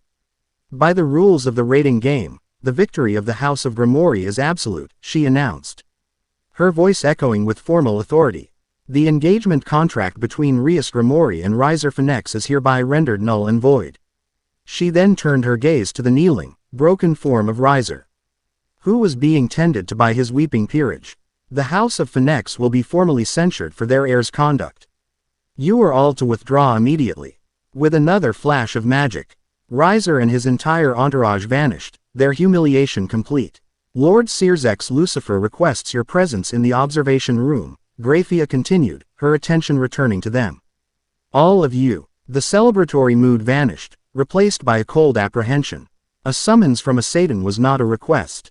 It was a command. Rias's posture stiffened, her hand never leaving Naruto's arm. This was the other side of their victory. They hadn't just won a match. They had upended a political alliance and publicly crippled the heir of a major pillar clan. There would be consequences. As Grafia prepared the teleportation circle, a team of Gremory servants appeared on the field, led by a calm, elderly devil with kind eyes and a neatly trimmed bronze mustache. He bowed deeply. My lady, allow us to see to your associate's injuries. He needs our best healers, Hendler, Rias ordered, her voice firm. The servant named Hendler smiled reassuringly. Of course, my lady. I shall attend to him personally. He moved towards Naruto, his hands glowing with a soft, warm light. He was the agent of Moloch. This was the moment he had been waiting for. An opportunity to get close, examine the vessel in its weakened state, perhaps even procure a sample of his unique energy signature. As Hendler reached for Naruto's arm, Kaneko stepped silently between them. Her small frame was an immovable wall. She stared up at the old servant, her golden eyes narrowed with suspicion. I'll do it, she said, her voice flat. She took a small bottle of healing potion from a pouch on her belt. I'm the Rook. It's my job to protect. Hendler's smile didn't falter, but a flicker of annoyance crossed his ancient eyes. This little girl, with her preternatural senses, was a nuisance. As you wish, Lady Kaneko. I would not dream of overstepping. He bowed again and retreated into the background, his expression a perfect mask of benign servitude. But his mind was racing. He had failed to get close. But he had learned something valuable. The vessel inspired loyalty. Deep, protective loyalty. It would make his task of isolating him that much harder. Kaneko uncorked the potion and held it to Naruto's lips. Drink, she commanded. Naruto, too tired to argue, complied. The potion was cool and sweet, and it washed away the surface-level aches and pains, but the deep, soul-crushing weariness remained. He gave Kaneko a grateful nod. Thanks. Don't mention it, she mumbled, looking away, a faint pink dusting her cheeks. The transition to the observation room was instantaneous. 1 meter. Moment they were on the ruined battlefield, the next they were standing on a plush crimson carpet in a room that screamed old money and even older power. The heads of the 72 pillars were all there, Ted in an amphitheater of tiered balconies, their collective gazes feeling like a physical weight. On a central dais sat Lord and Lady Gremory, who looked at their daughter with a mixture of shock and pride. But the true center of gravity in the room was the man who stood to greet them. Sears X Lucifer was not what Naruto expected. He didn't have horns or a pitchfork. He was a handsome man who looked to be in his early 20s. With brilliant crimson hair, a shade brighter and more vibrant than Rias's, and kind, intelligent eyes that seemed to hold an ancient sadness. He wore a simple but exquisitely tailored white and gold uniform that marked him as a leader. Yet, the power rolling off him in gentle, overwhelming waves was unlike anything Naruto had ever felt. It dwarfed Rias's aura. It made the Kyuubi's rage feel like a child's tantrum. This was the power of a true king, a being who could command the reality around him with a mere thought. Rias, Sears X said, his voice warm and filled with genuine affection. He walked over and embraced his sister. You were magnificent. You fought with the heart of a Gremory and the mind of a true king. Brother, Rias said, her voice tight with emotion. I only did what I had to. Sears X pulled back, his smile fading as he turned his attention to Naruto, who was now standing on his own, though the effort was visible. The Satan's gaze was not hostile, but it was incredibly penetrating, as if he were peeling back the layers of Naruto's existence one by one. And you, Sears X said, his voice now carrying a weight that demanded absolute honesty. You must be Naruto Uzumaki. That's me, Naruto said, meeting his gaze directly. He was exhausted and in the presence of a being of unimaginable power, but he would not be intimidated. He'd stared down the 10 tails. He could handle a man in a fancy suit. Sears X's lips curved into a slight, appreciative smile. Most beings, human or devil, would be on their knees in this room. Your courage is noteworthy. His gaze sharpened. As are your abilities. I must confess, I have never seen anything like it. A human who can enter Sage Mode. A boy from another world who wields the power of destruction as if it were his birthright. And that final technique. You did not destroy Riser's immortality. You severed it. A conceptual attack of the highest order. Tell me, Naruto Uzumaki, what are you? The question was the crux of everything. The entire room was silent, waiting for his answer. Naruto thought for a moment. He could give them a dozen different answers. Jinchuriki, shinobi of Konoha, son of the fourth Hokage. But none of those felt right in this context. He chose the simplest, most honest truth he knew. I'm just a guy who doesn't like seeing his friends get pushed around, he said. His voice ringing with a conviction that defied the grandeur of the room. Rias was in a corner. So I helped her fight her way out. That's all. A murmur went through the assembled nobles. Such a simple, almost childish, motivation for an act that had shaken the foundations of their society. Searsek studied him for a long moment, then chuckled, a rich, genuine sound that surprised everyone. A straightforward answer. I appreciate that. In our world of contracts and politics, straightforwardness is a rare and valuable commodity. He grew serious again. Your actions tonight have consequences. You have saved my sister from a miserable fate, and for that, you have my personal gratitude. However, you have also publicly humiliated the House of Phoenix and demonstrated an ability that, frankly, terrifies half the people in this room. The power to sever a devil from their bloodline trait, that is a power that could undo our entire society. He began to pace slowly. There will be calls for your detainment, for your study. Some will even call for your execution. They will see you as a threat, a weapon of unknown origin that could be turned against them. Rias stepped forward, her eyes blazing. I will not allow it. Naruto is under the protection of the House of Gremory. And that is the only reason you are not already in a dungeon, young man, Searsek said, his gaze fixed on Naruto. But a clan's protection can only go so far against the combined fear of the underworld. He stopped pacing and faced Naruto directly. I need to understand what you are. Not for them, but for me. I am the one who must ensure the stability of our world. A loose cannon of your caliber is a variable I cannot afford. He raised a hand, and the air in the room shimmered. A single, perfect sphere of the power of destruction, identical to Rias's but 1,000 times more dense and potent, hovered in his palm. It was a silent, terrifying demonstration of his own mastery. Our power, power of Bale inherited by the Gremory, is the power to destroy what is physical. It is a fundamental force of the universe. What you did was different. It was metaphysical. It was the destruction of a concept. Where did you learn to do that? Naruto thought back to the moment, to the clarity Sage Mode had given him. I didn't learn it. I just saw it. I saw his fire, and the energy that made it. And I saw the string that connected them. So I cut it. He shrugged, as if explaining something simple. It's like chakra. You can use it to make a big fireball, or you can use it to perform delicate surgery. It's the same energy, just used in a different way. I guess I'm more of a surgeon. Searsek's eyes widened slightly. This human's intuitive grasp of a power that devils had studied for millennia was nothing short of miraculous. It wasn't learned, it was innate.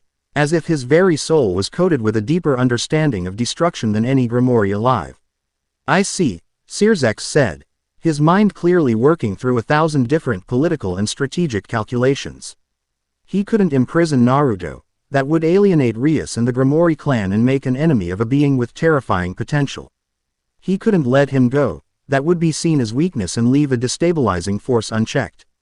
He needed a third option. Very well, he said finally, coming to a decision. I will not detain you, Naruto Uzumaki.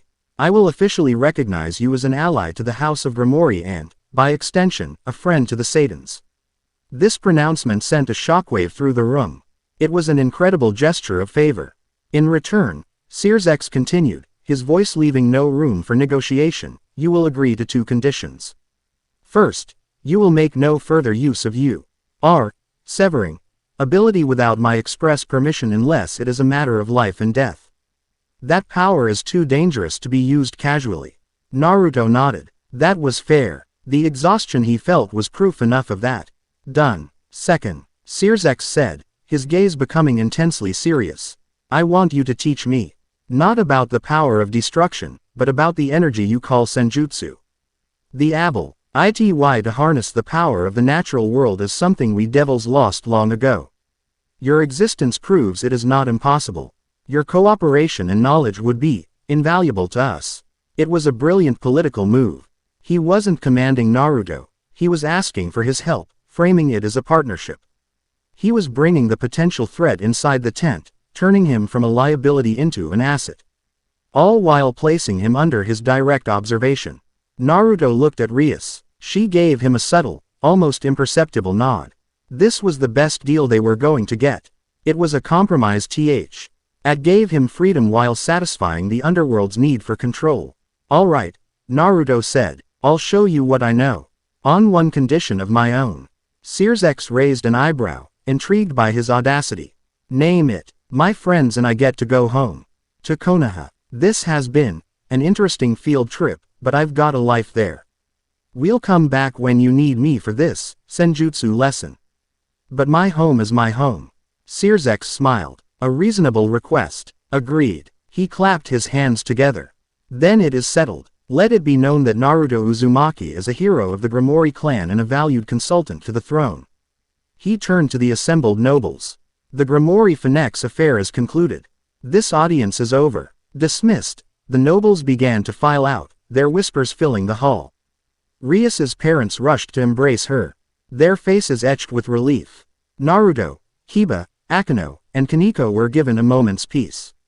The tension finally broke, and the sheer weight of what they had just accomplished began to sink in. Later that night, the Gremory Palace was alive with a quiet, joyful celebration for the family and peerage. Food and drink were plentiful, and the atmosphere was light for the first time in weeks. Naruto, however, avoided the main party. He found himself on a vast, marble balcony overlooking the moonlit gardens, the strange, alien constellations of the underworld twinkling above. The soul-deep exhaustion was still there, a constant, heavy blanket, but the fresh, cool air helped clear his head. He heard the soft click of heels behind him and turned to see Rias approaching. She had changed out of her battle attire and into a simple, elegant crimson dress that seemed to shimmer in the twilight. She held 2 glasses of a sparkling, golden liquid. She handed one to him. Nectar from the Elysian fields. It's supposed to have restorative properties. He took a sip. It tasted like sunlight and honey, and a gentle warmth spread through his chest, easing some of the deep-seated weariness.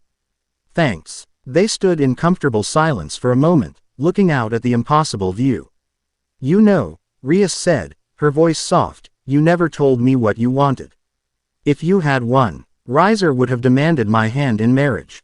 What was your prize? Naruto looked at her, at the way the twilight sky caught in her crimson hair. I already told you, I just wanted you to be free. To choose your own path. That's it. That was the prize. Rias's breath hitched. She had spent her entire life surrounded by people who wanted something from her. Her name, her power, her influence. Naruto wanted nothing but her happiness. It was a gift so pure, so unconditional, it left her speechless. She set her glass down on the balustrade and stepped closer to him. Naruto, she said, her voice barely a whisper. She reached up and gently touched his cheek, her fingers tracing the faint whisker marks there. What you did for me today, thank you, isn't enough. He could feel the warmth of her hand, see the genuine, unguarded emotion swimming in her eyes. This wasn't the proud princess or the demanding professor. This was just Rias, and in that moment, under the strange stars of her world, he felt a connection to her that transcended their shared power, that went deeper than their alliance. It was the quiet, powerful gravity of 2 people who had fought for each other, who had seen the best and worst of each other, and had chosen to stand together. Just promise me one thing, he said, his voice low. Anything. Next time you get into a fight with an immortal, fire breed Hing Chicken Man, let me handle the opening speech. Yours was a little too polite. A beautiful, unrestrained laugh escaped her lips, a sound of pure joy that echoed in the quiet night. The last of the tension, the last of the fear, melted away, replaced by something warm and bright and full of promise. Their victory was real, her freedom was real, and the bond between them, forged in the fires of A devil's game and tempered by the will of a shinobi, was unbreakable. The future was uncertain, filled with the shadows of old enemies and the watchful eyes of powerful new allies, but for the first time, they would face it together. Chapter 6 End. Chapter 7. Konoha's Uneasy Peace. The return to Konoha was as jarring as the departure. One moment they were in the opulent, twilight grandeur of the Gremory Palace. The next they were standing in the familiar, sun-drenched clearing of the Uzumaki compound, the air tasting of dust, green leaves, and home. For Naruto, the transition was like surfacing from a deep dive. The natural energy of his world rushed back into his senses, a comforting, vibrant song after the muted, oppressive miasma of the underworld. Rias and her peerage stood blinking in the bright sunlight, their demonic senses adjusting to the flood of life energy. Kiba looked around with an analytical curiosity, taking in the ancient, crumbling stonework. Akeno smiled, her eyes crinkling in the brightness, seeming to find the entire situation delightfully novel. Kaneko, ever pragmatic, had already produced a small bag of Japanese sweets she'd acquired and was studying the wrapper with intense concentration. "It's brighter here," Rias commented, shielding her eyes with a hand. The raw, untamed nature of this world was a stark contrast to the manicured, controlled environments of her own. "You get used to it," Naruto said, a real, relaxed smile on his face for the first time in days. The soul-deep weariness from his fight with Riser was still present, a low hum of exhaustion beneath the surface. But being home was a potent balm. "Come on, we should probably let the old lady know her foreign dignitaries are back before she sends the Anbu after us." Tsunade's office was exactly as they'd left it, right down to the half-empty sake bottle on her desk. She listened to their report, her fingers steepled, her expression a mask of professional neutrality. Naruto gave the bare-bones version. Rias had been called home to deal with a political matter, a forced engagement, and they had resolved it via an official duel. He strategically omitted the part about Seve, ring a devil's immortality and having a one-on-one chat with a Satan. Tsunade was no fool. She had already received a formal diplomatic communique from Sears's Lucifer himself, delivered by a magical seal that had given her Anbu guard a collective heart attack. The message was polite, praising the courage and unconventional spirit of Konoha's shinobi and formalizing Rias Gremory's position as a cultural liaison. It was a masterful piece of political maneuvering that legitimized their presence while giving Tsunade absolutely no concrete details. "An official duel," Tsunade repeated, her gaze sharp enough to cut glass. She looked at the five of them, bruised, exhausted, but carrying themselves with the unmistakable air of victors. "And I assume you resolved this matter to your satisfaction." "You could say that," Naruto said with a shrug. Tsunade sighed, rubbing her temples. "Naruto, you bring home stray cats, lost kids, and now, it seems, the royalty of other dimensions. My life is a diplomatic nightmare." Despite her words, the relief in her eyes was palpable. She looked at Rias. "Your brother's message was very gracious. He offers a non-aggression pact and a treaty of mutual information exchange.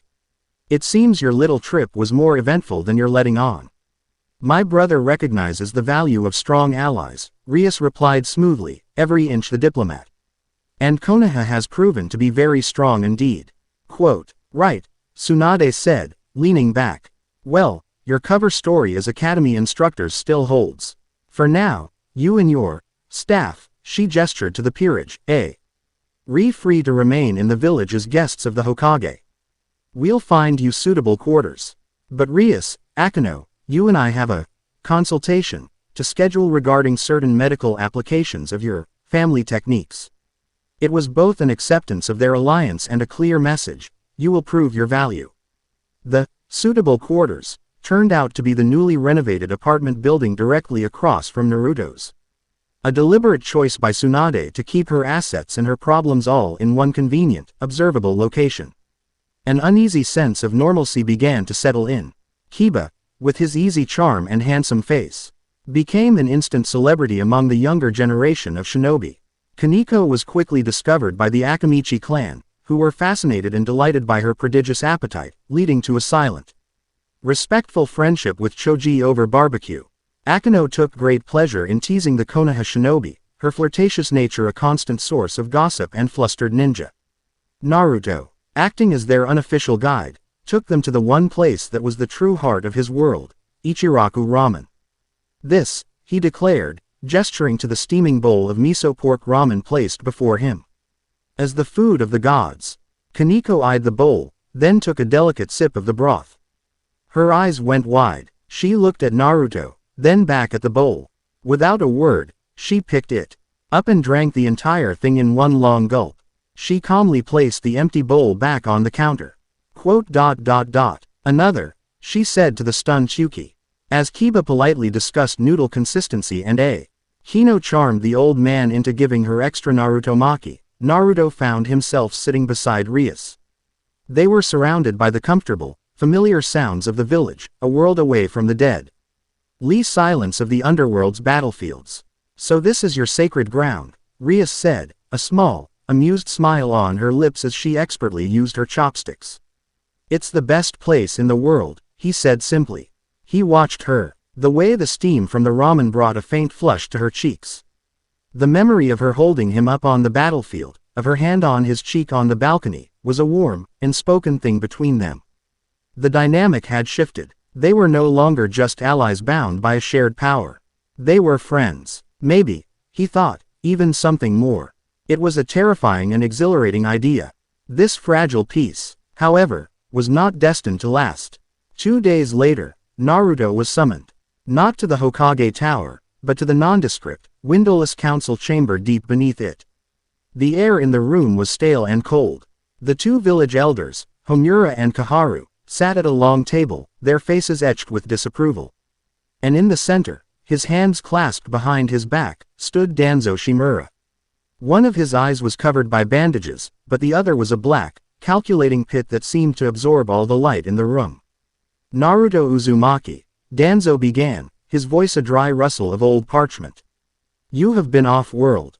You have returned with new, undocumented abilities and a cadre of powerful foreign nationals. You did not seek the council's approval for any of this. Naruto stood his ground, his arms crossed. The tired, naive boy who used to tremble before the council was long gone. I reported to the Hokage. I answer to her. The Hokage is sentimental, Kaharu sniffed. She allows her personal affection for you to cloud her judgment. This power you now wield, Danzo continued, his voice dropping, we have felt its echoes. It is not chakra. It is something other.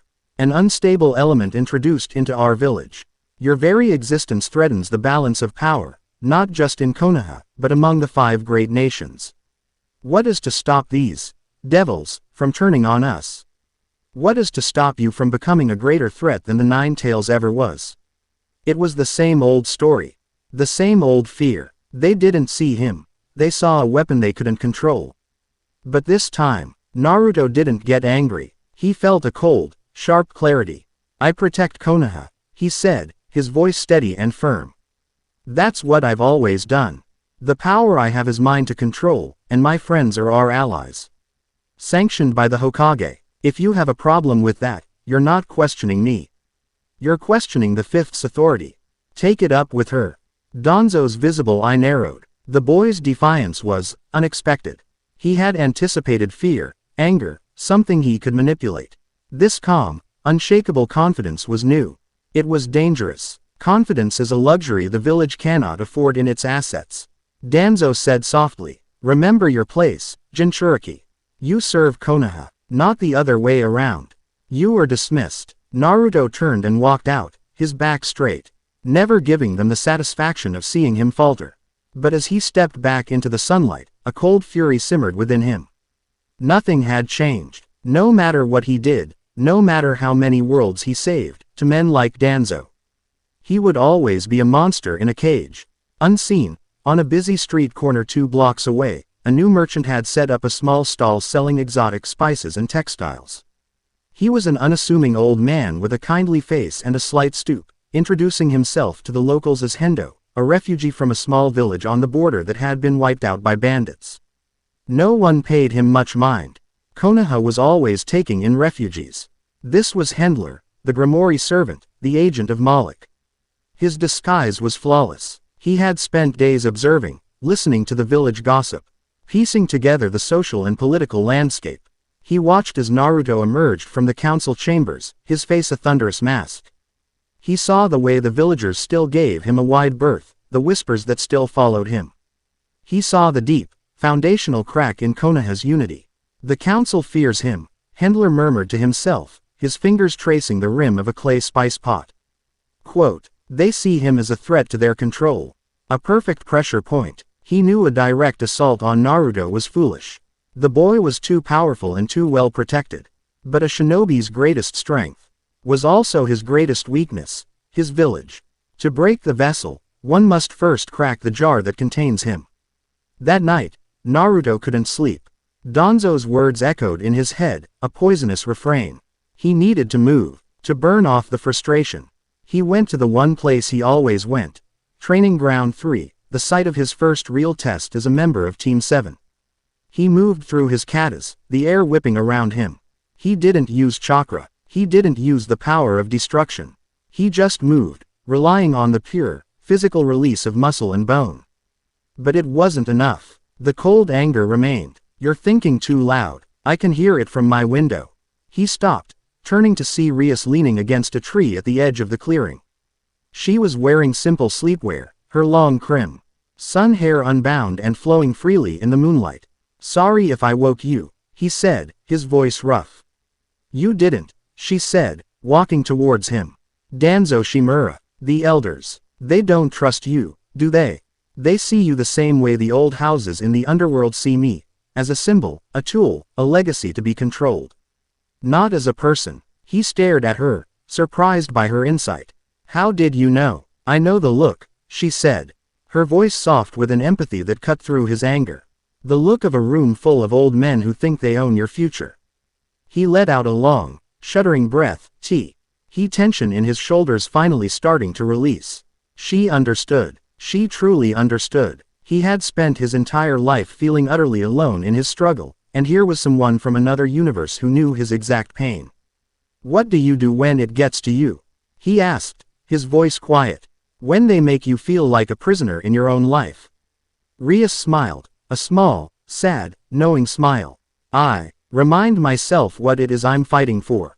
She stepped closer, her presence a surprising comfort in the cool night air.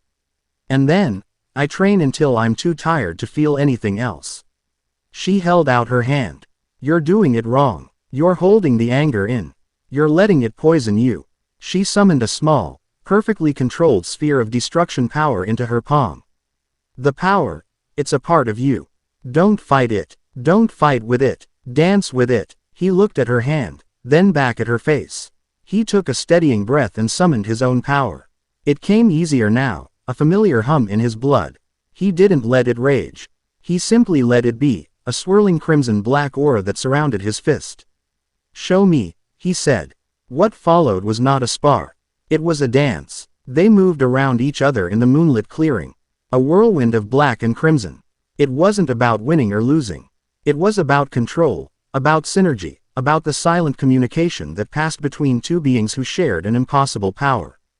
He would lunge, and she would flow around him, her hand brushing his arm, redirecting his raw force with a touch. She would send a precise, surgical pulse of energy, and he would meet it, not with a blast, but with a perfectly timed wave of his own that turned her attack into a harmless shower of crimson sparks. They moved closer and closer, the space between them shrinking until they were a single spinning vortex of energy and motion. He caught her by the waist to stop her from overbalancing, and she placed her hands on his shoulders to steady herself. They stood frozen in the center of the clearing, breathless, their auras mingling, the crickets in the grass the only sound. Her face was inches from his. He could see the flecks of gold in her blue-green eyes. Feel the warmth of her breath on his lips. The anger was gone. The frustration was gone. Danzo and the council and the weight of the world, it all faded away, leaving only this. This girl. This moment. He leaned in. She met him halfway. The world stopped. It was not a kiss of frantic passion, but of quiet, profound recognition. It was a confirmation of everything that had gone unspoken between them, on the battlefield, on the balcony, in the ramen shop.